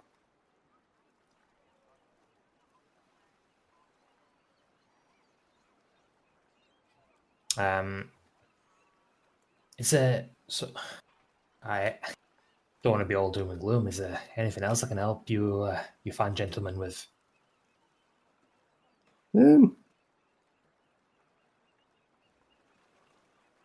say I should probably go to a forge then to see if these guys can do anything sort of magical to the shield. Well, I mean, physically, they might be able to do a bit of work. If you're looking for something magical, I don't know of many magic forges around here. There might have been some travellers. It's a very busy place, lots of people coming and going. I'll see what I can hear down the streets. I mean, it's not something urgent for me. It's just something I was considering. Well, if you're going to find that anywhere, Graventor is probably the best place. We get all sorts coming through. All sorts of different knowledge, all sorts of different information, best practices. This is the biggest collection we've got going. All sorts of acolytes going out on adventures, filling up whatever knowledge they can, and then offering it here. Perfect. I'll find you what you're looking for, lad. Dwarf's honour. Absolutely, pal. Well, it was a pleasure to meet you, and I hope it's not all doom and gloom next time I come to speak to you. I certainly hope so, lad. Just for myself, if what I'm thinking is true, then I don't think it's necessarily a bad thing. Just some other people might. Fuck 'em. Well said, lad. Right, well, I think it's about time we took our leave and sort of Remio's hopes. Okay. I guess we'll notice that Luminos is done with his other dwarf friend. Okay. Well, any luck?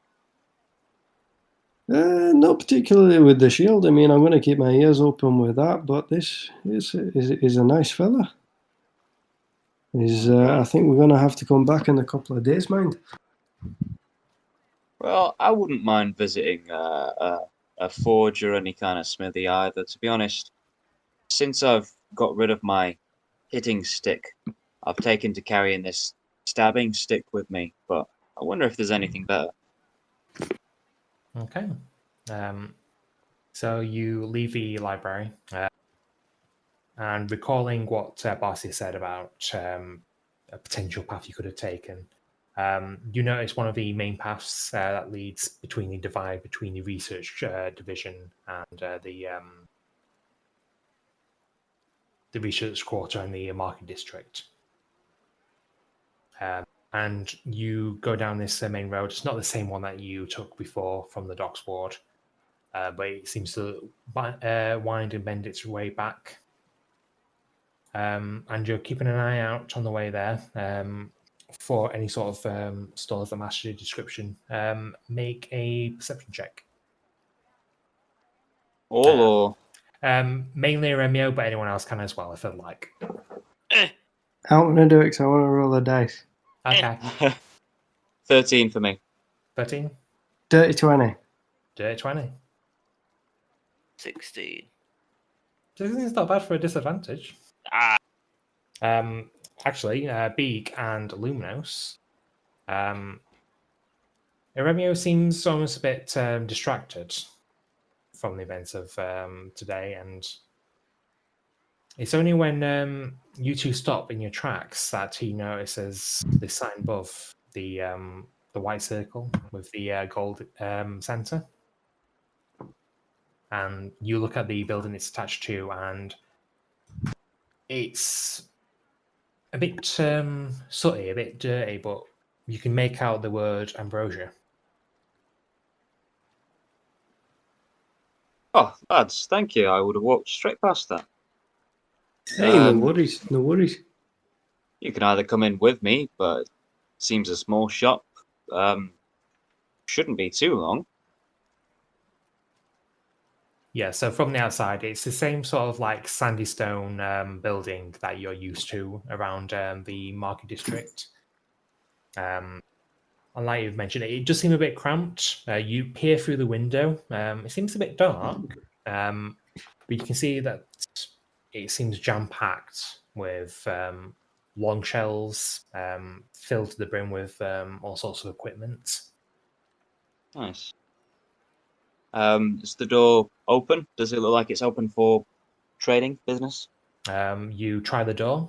It opens. You can hear a bell chime as it catches. I'll walk Nice. in. Okay. Hail, hello. You can hear some crash and clattering from the far end.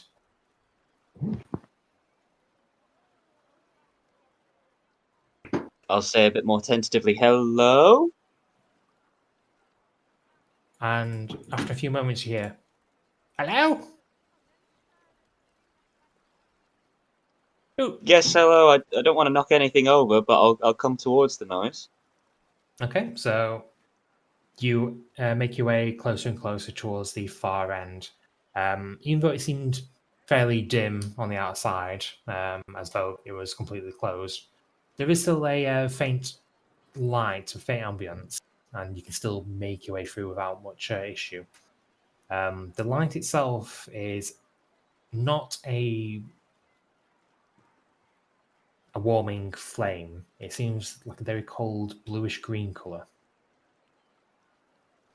And you get to the edge. There's a counter. It's just piled with all sorts of equipment, glass vials and such. There's some measuring scales, and you lean over the counter and you can see that there's these series of very small steps. And coming from a room behind the till, you see this this small gnome.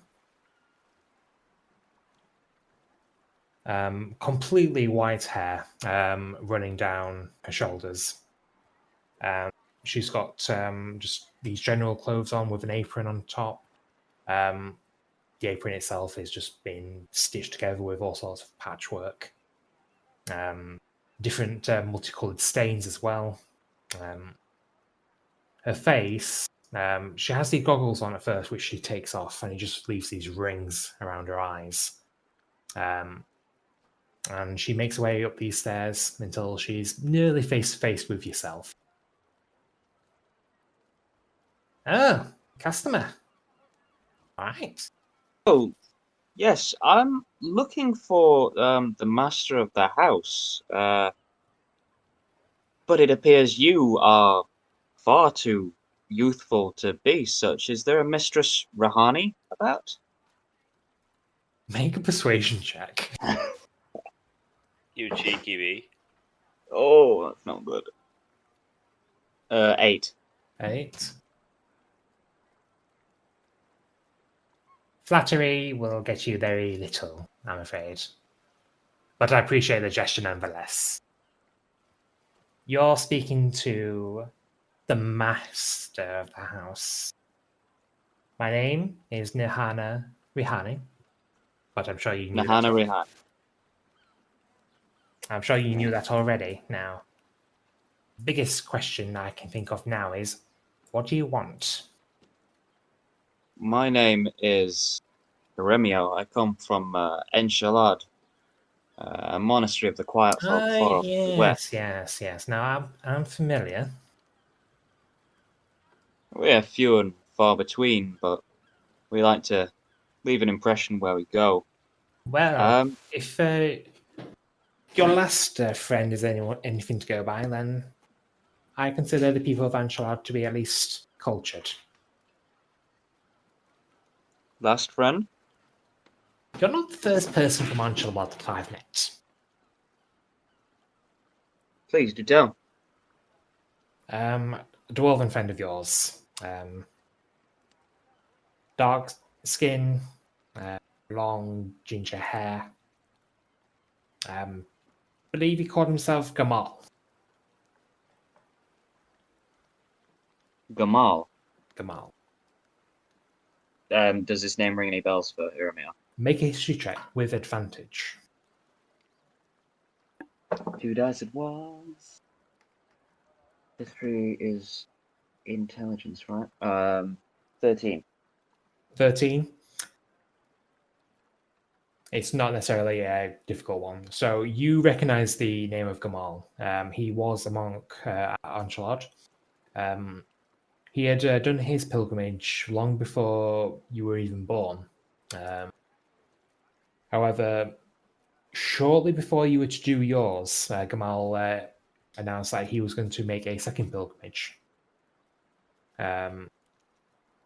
He made it clear that he wanted to go out into the world once more to try and rekindle the knowledge that he had found beforehand, knowing that since his first pilgrimage, things had changed and he wasn't content to just sit by with what he called outdated knowledge.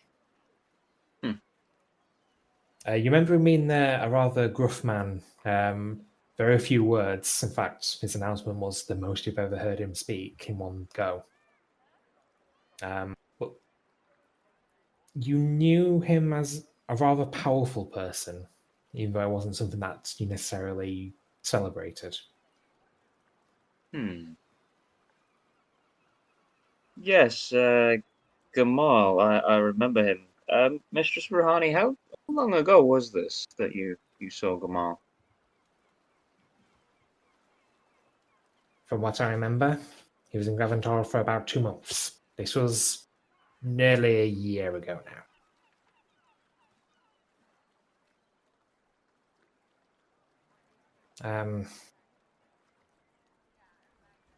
He said something along the lines of he was inexperienced. No. He thought that a more generalized approach to the world would open his eyes. I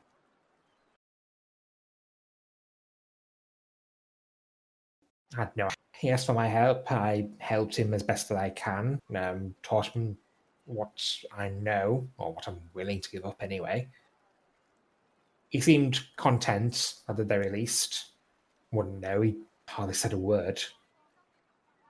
But he was a good listener nonetheless, so. Well, he was never the most loquacious fellow, even back in Enchilad.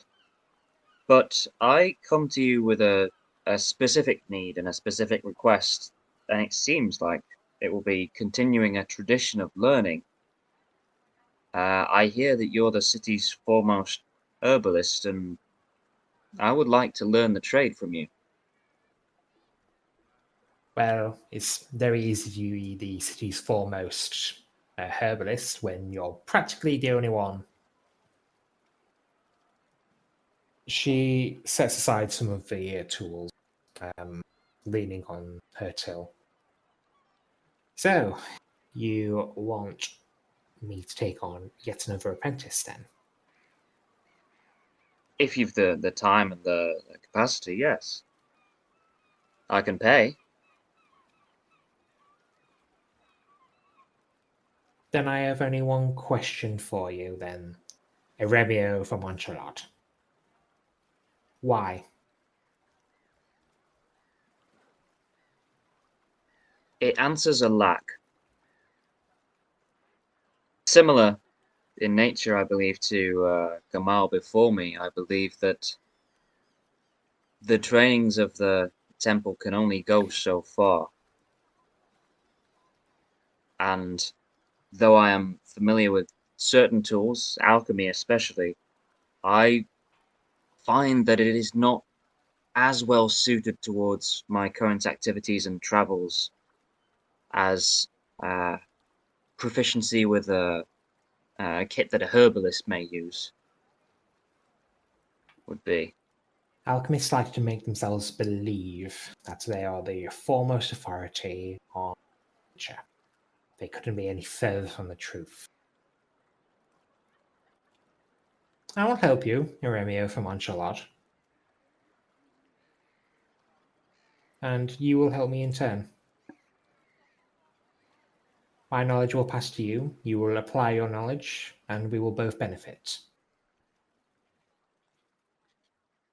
If you're quite certain this is something you want to do, then you'll come back tomorrow. But be warned, I'm a very strict taskmaster. You will do what I say and when I say it. If you don't, then you know where the door is. Sounds like being back at the temple. I Gamal said agree. the same thing.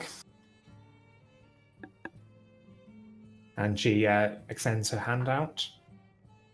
Then we have an accord. I'll grab the wrist and we'll shake. Okay, now, unless you're buying something, be off. I'm trying to brew something in a bag and it requires delicate work.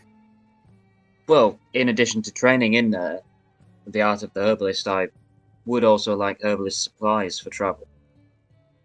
You'll have plenty of your supplies if you're working under me, Eremio. I appreciate that. But I don't expect anything for free just because you've wandered in here and tried to honey me up. You'll work for those supplies. I can see that that will be the case. I'll see you tomorrow. Very well. On your way. I'll just walk outside. Okay. Alright, so Do I see Beacon Luminous or have they wandered off? that's up to Beacon Lumenhouse. I'm just going to be sat outside, just taking in the city. Yeah, so I mean, the city itself is very lively. It's roughly about midday at this point. The sun's beating down, and it's a very warm day.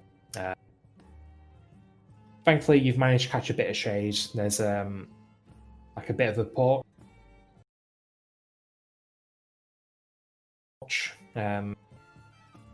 Just sit here, people watching. There's quite a variety of races here, as you've noticed from when you were at the bar last night. Plenty of different races. Naturally, the rarer races you'll see less often, but there doesn't seem to be any sort of discrimination that you can see. All the races seem to be able to wander as they see fit. Is there any goblins? Make a perception check. I guess I'll sit down next to Luminos while there's people watching. And people watching with a dude. So yeah, I rolled a 16 with disadvantage. 16 with disadvantage. Okay. At one point then, Beeg, a lot of the races are a lot taller than goblins. So it is difficult to pass out anything smaller, even though you see the halflings and dwarves that go out. But you do see a flash of green at one point. I immediately stand up in a battle stance. It's a mirror. How? As you do, you try and catch your target again, and you see that flash of green again further on down this swarm of people. And you see it enter an alleyway.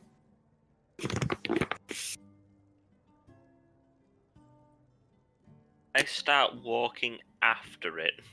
Okay. Noticing him getting up, I wanna just shout out and be like, "Hey, where you going?" No such thing as a good goblin. That's Right. cryptic. Just stand up and follow him. Okay, so is this before Remio's come out of the store or after? No, I believe he's come out. He's sat down. We've both got up and walked off. All right then. So Beeg and Luminos I'll have turn gone off. around and be like, "You coming?" If I must. Hey, why not? I was hoping you might like to take a trip to the blacksmith, but it seems Big is intent on something else. Yeah, we got a week. Okay, so as you all follow Beeg's lead, he leads you into a very small alleyway. Doesn't seem to be frequented by any of the passers-by, who seem to be more interested with the main roads, the stalls and stores that are there. And you almost miss this figure as it rounds another corner in this alleyway. You follow after, and as you round this corner, he's gone. It's just a dead end. Guys, I swear to you, I just saw a goblin. I'm sure you think you did. Can I put a hand on his forehead and see if he's got a temperature? Make I bat his hand away.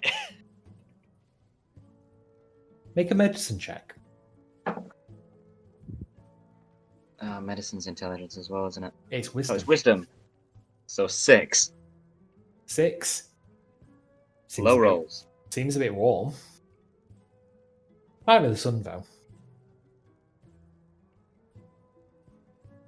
Big, maybe we ought to get you a hat or something. I'm telling you. I saw one. Start from the beginning. What do you think you saw? A goblin. And you think a city like this would tolerate goblin kind? Yes. And you're basing this on... The very little discrimination on races here. You actually have a point. So, what do you want to do about this goblin, Big? Uh, kill?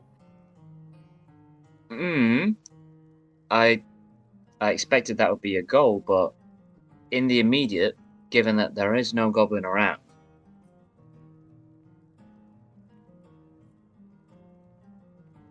I'd like to have a little look around the area. Make an investigation check. Ooh, I've not done one of these. I suppose I will help him. In that case, Beak, make an investigation check with advantage. Aha. I guess 3 eyes are better than 1. That classic saying. I've rolled 2 6s. 2 6s. You rummage around Beak for the better part of about 10 minutes. If there was a goblin that came down here, you have no idea where he's gone. And you start doubting if... Did you actually see a goblin, or did you want to see a goblin? Well, Eremio, I think I just wanted to see a goblin. That's fine. I guess we should just carry on our merry way. I guess we should. Okay. Fucking being. I think the only place left that you've not gone Head out to the alley. is the Institute then. Actually, I think Luminos and I would like to swing by a. Oh, you want to smithy. swing by the Forge as well. Just a bit wary of time though, guys. Are you happy to continue on? For this bit, I am. Yeah, I'll do this bit, but I am getting absolutely knackered though. Yeah, no worries. I don't want to push you guys beyond what you're comfortable with. So we'll do the Forge then, and we'll call it from there. Unless Sounds good. there's something else you're really desperate you want to do. Nope. Sounds good. You come out of the alleyway, accepting that if there was a goblin, it's long gone. And you realise that even though there was a discussion about forges earlier, you don't recall anyone actually pointing out or recommending one in particular. Can I grab what seems to be a savvy-looking local and ask for directions? Okay, make a perception check to find a passerby that you'd like to discuss with. 17. 17. Okay, so the first person that catches your eye, well, actually, it's a elderly-looking elf woman. Oh, do we recognise her? You do recognise her. I'll she wave her down. She has her auburn hair with streaks of silver, pale skin with a charcoal dress with gold detail. And yeah, you wave her down, and at first she almost seems to look past you, but she has a double take, notices yourself, gives a polite smile, and then walks towards you. Oh, Erednio, and the rest of you as well. Are very wonderful to see. I assume that it didn't take you too long to get past the gates then. Oh, no, Good no. afternoon. Sorry, what was that? 2 people at once. Luminos? Oh, no, we got through just fine. And Aramio. Good afternoon. Good afternoon to you all as well. I'm glad to hear that it didn't take too long. I apologise. I said I was going to meet you at the vault at one point, but I was very busy with some last-minute deliveries last night. Is there anything I can help you with? I understand this is your first time in the city. It is, yes. In fact, if you want to catch us at any time in the vault, just so we can have a more in-depth discussion, we're lodging there for the week at least. Well, marvelous. I'll be stopping by there later on tonight anyway. I don't suppose you've seen Moira around, have you? Have we? Make a history check.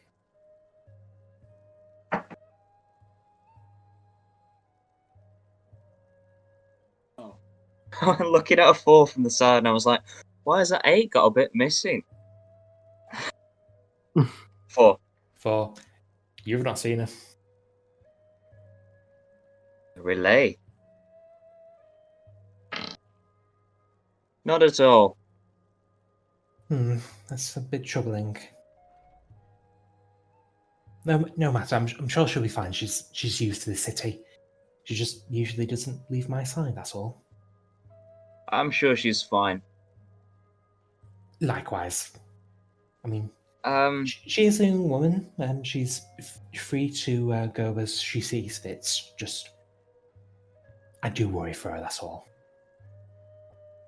well, maybe if you've not found her by tonight, let us know and we'll get out and have a look around this city that we're incredibly unfamiliar with. I appreciate your assistance, Master Romeo. But if she's not found by tonight, then I will inquire with the city guard. They're more used to the city. They'll probably have a better look. I wouldn't want to trouble you any further after what you've already done for us. Probably for the best. You could help us with a matter though if you've time. Yes, of course. My friend and I here are looking for a smithy, a forge of some sort. I'm looking for some work on this pointed stick, spear thing. And Luminos would like something doing to his shield. Well, and she takes a moment. You can see her racking her brains, trying to think of someone suitable. Plenty of forges within Graventoll. It's a common line of work. My humble recommendation, though,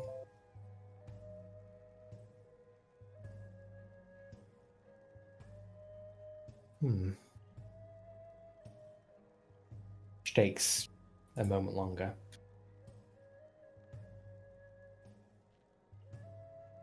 D&D Beyond, guys.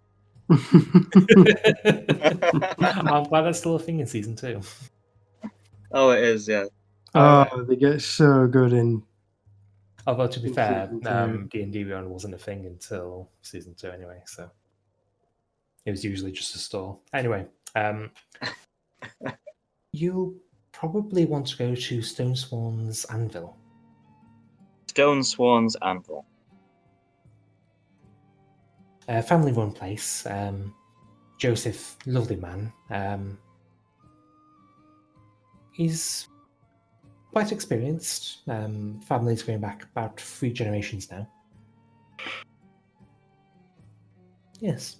I'd say that he'll do good, honest work and won't charge you too much. Fantastic. Bit of a bizarre question, Cecilia. Yes. I know from experience now that you dabble in the sale of magical items, but I don't suppose you're perchance an enchantress as well.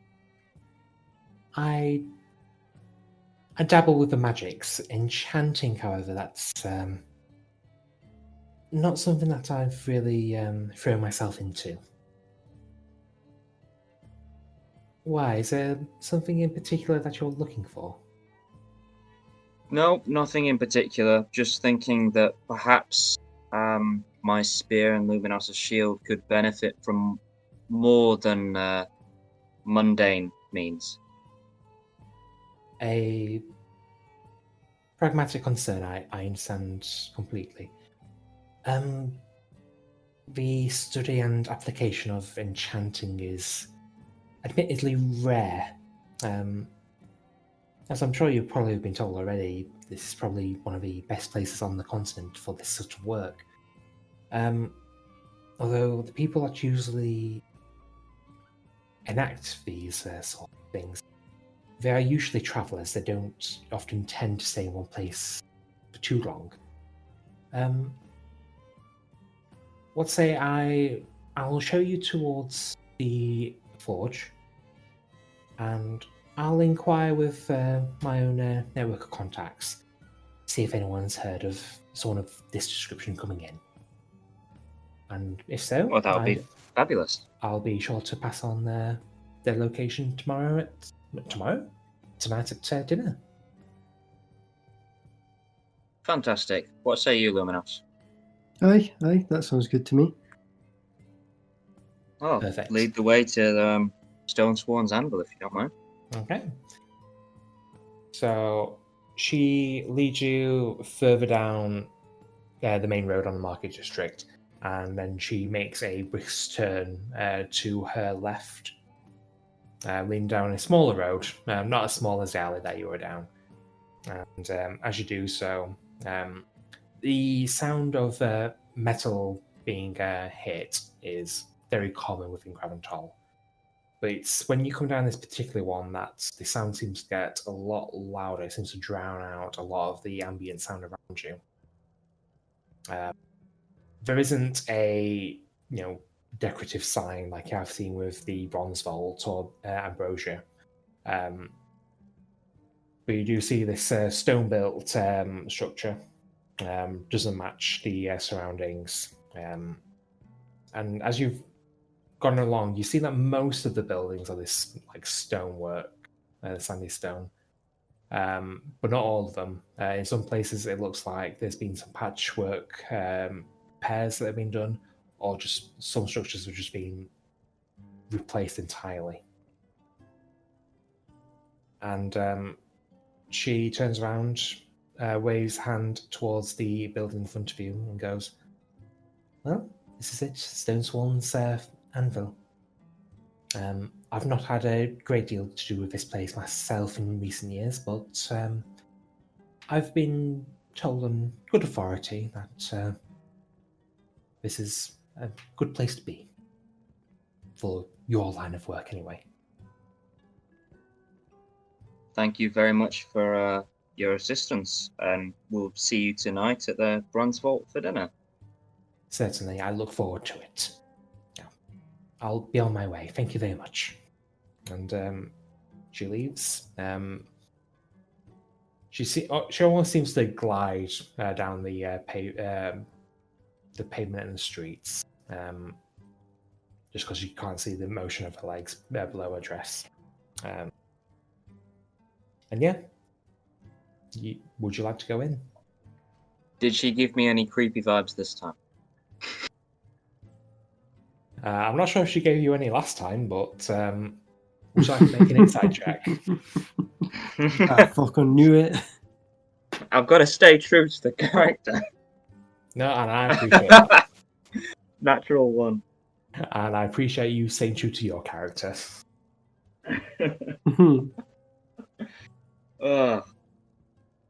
Eremia, Well, Luminos, shall we? Eremia, Aye. you have no idea what to think about Celia. What could she be hiding?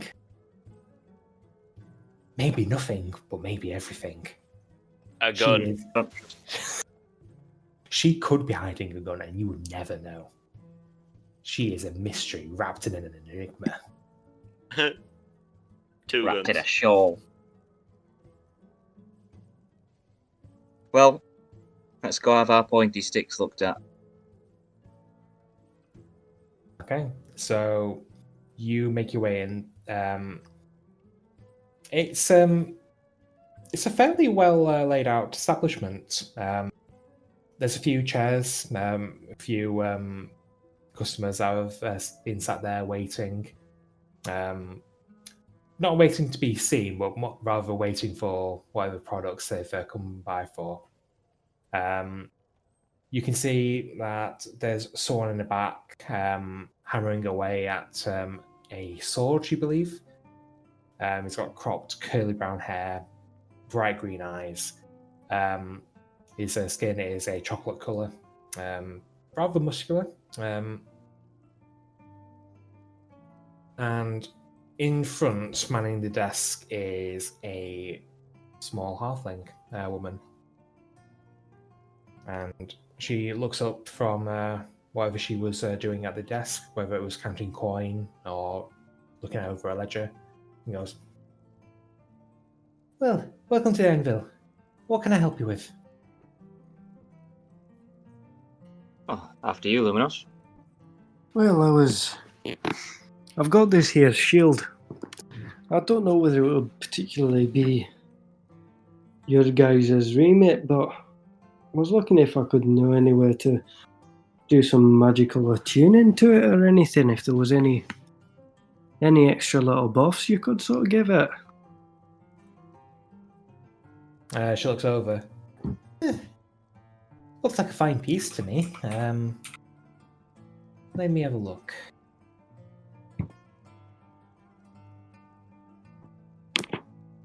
Roger, I am tired myself. Keep me on, guys. Oh, does it do the voice as well? Oh, he does lots. Lots and lots. It I'm freaks very- me out. T-shirt as well, which I could rate. I'm very close to the end of campaign 1.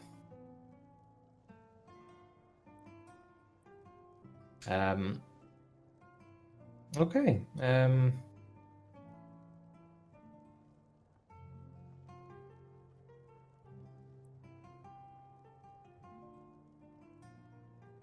So this halfling looks over the shield. She scratches her head, ums and ahs, and goes, "We might be able to reinforce it a little bit.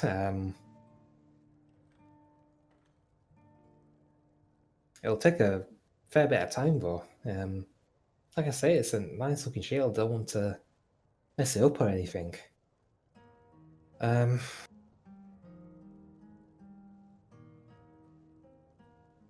Joseph! And she shouts into the pack.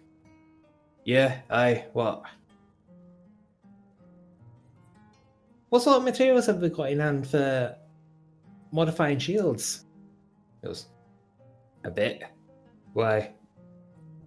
"Well, what do you mean, why? We got customers asking." "Enough, alright? And if we don't, we'll buy more." "Okay, well, you heard him. I'd say for something like this, we'd need a week's worth of time. And I'd say somewhere around maybe 600 gold." 600 in a week? 600 in a week. Want to make sure we do it right. Well, we're here for a week, boys. I think. At least it seems, yeah. Yeah, I think I can deal with that. I think you guys have got yourselves a wee little deal. Okay. She smiles as you say so. She begins writing up a writ of work. And she writes down that it's work dedicated to upgrading existing equipment. She gets a signature from yourself, Luminos, and goes, "Okay, and that is perfect." So shines you this slip of paper. Come back in a week. We'll hopefully have your shield ready by then. Should be a lot sturdier, should be a lot better at defending you from attack. And, well, I hope to see you again. Fantastic. Very good. We do need a down payment for, along with the shield. That's fine by me. It's very understandable. How much do you need? 200 up front, 400 when it's finished. Right, you are. Here you go. And I'll delve into my bag and produce 200 gold. Thank you kindly, lad. Not quite 2,500 gold, though, is it? Not quite 4,000 big. Don't care about you. Yeah, but this is from a common item to an uncommon one, not straight to a rare one. I was being generous. Yeah, I thought so, to be fair. Like, these items are absolutely insane. I could also probably have a shield as well, right? Nope. No. Gonna So- say that'd be OP. Well, that's what I thought at first. And even then, I was like, why am I doing this? This is far too generous. But no, the braces of defense you have now, they give you +2 AC like a shield would. And it just means that you can still use your Great Pan, but you can't use a shield at the same time. Absolutely fine. Or rather, you can, but it won't give you any benefit. That's absolutely fine. Okay. Great. Thank you very much for your patronage there. And how can I help you? I'll whip my spear out onto the counter. Yeah. That's highly inappropriate. my- I'll have to Actual spear. The weapon. Hang on, I'm not making this any better. The object that is a spear. Yeah. And I'll say, I've recently lost an item of great wackitude, which was somewhat important to me, and I find myself lacking either stabbing or cracking ability. So I'm either looking to replace this rather plain-looking spear with something that you've got, which could serve me better, or to see what sort of smithery magics you could work on it. Well, I mean, as for work, I mean, no offense, it's just a spear at the end of the day. You're probably better off just getting something else outright. I mean, we could maybe upgrade the spear itself, try and make it a little bit more usable. Is this your weapon of choice, though?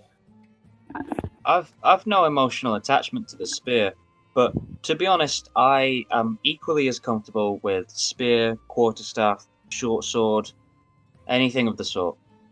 As you mentioned a quarterstaff, her eyes sort of light up. I might have something you might be a little bit interested in then.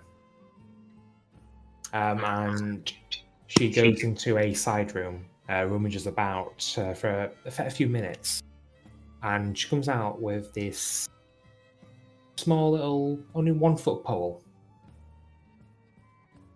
and she throws it to you. Do you see the? God, get it. Do you see the button on the side there?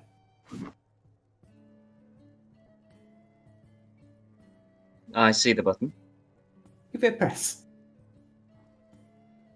But stand away from your friend there. I'll hold it overhead and make sure that the ends of the staff are not pointing towards anyone. Okay. And you press the button, and I do. from either side of this small little staff, it extends both ways, about maybe 3 foot either end.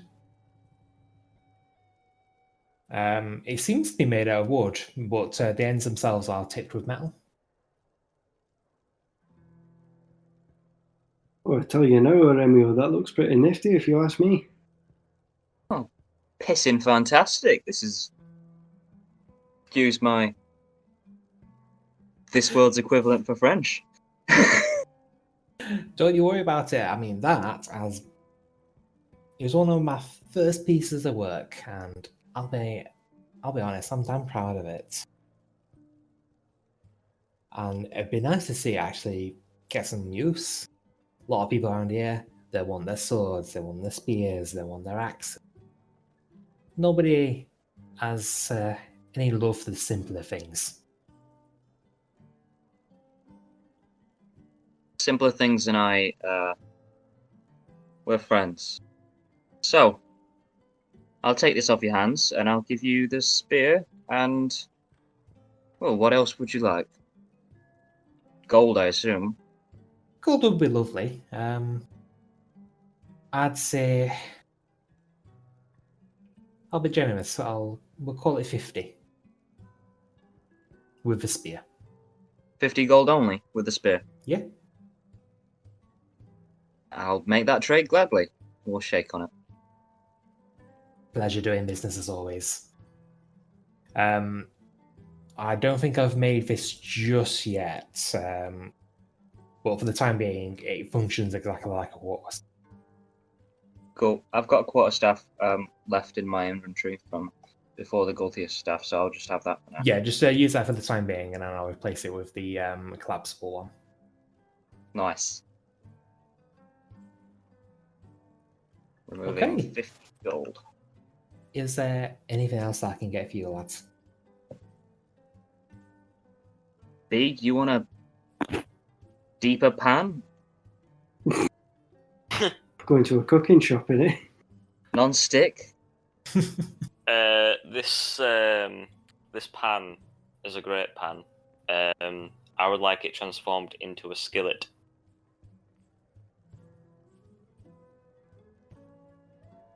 As you bring this great pan forward, the halfling's face just kind of... She's got no idea what she's looking at. She knows it's a pan, but it's a lot larger than anything she's ever seen before. I turn to a Remio and I give him a wink. No response. Sorry, do you use this for cooking or fighting? Off. Right, well... Look, I'm going to be honest with you, I've got no idea what I could do to make this any better. That's what I fucking thought. I mean, something like this, you've got to be careful. If I started messing with trying to make it more dense, likely to make it a lot more unbalanced, probably make it useless. Unbalanced. Perfect. No, you'd probably be falling over if you're trying to swing this around. I don't know what to say really. Have you got any grease? We got oil. Then grease me up, woman. Why? Now, if there's nothing you can do to the pan, then that's fine. I'm just really, really glad I've got a weapon that is pretty much perfect. Okay, so you finish with your business, but as you do so, you notice that this halfling is now just... She's lost in thought and she starts scribbling things down in a notebook.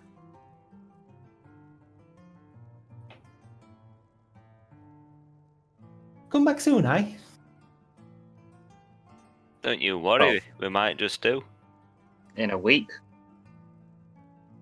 She laughs and goes, of course. You better come back. Okay, so we'll call it there then.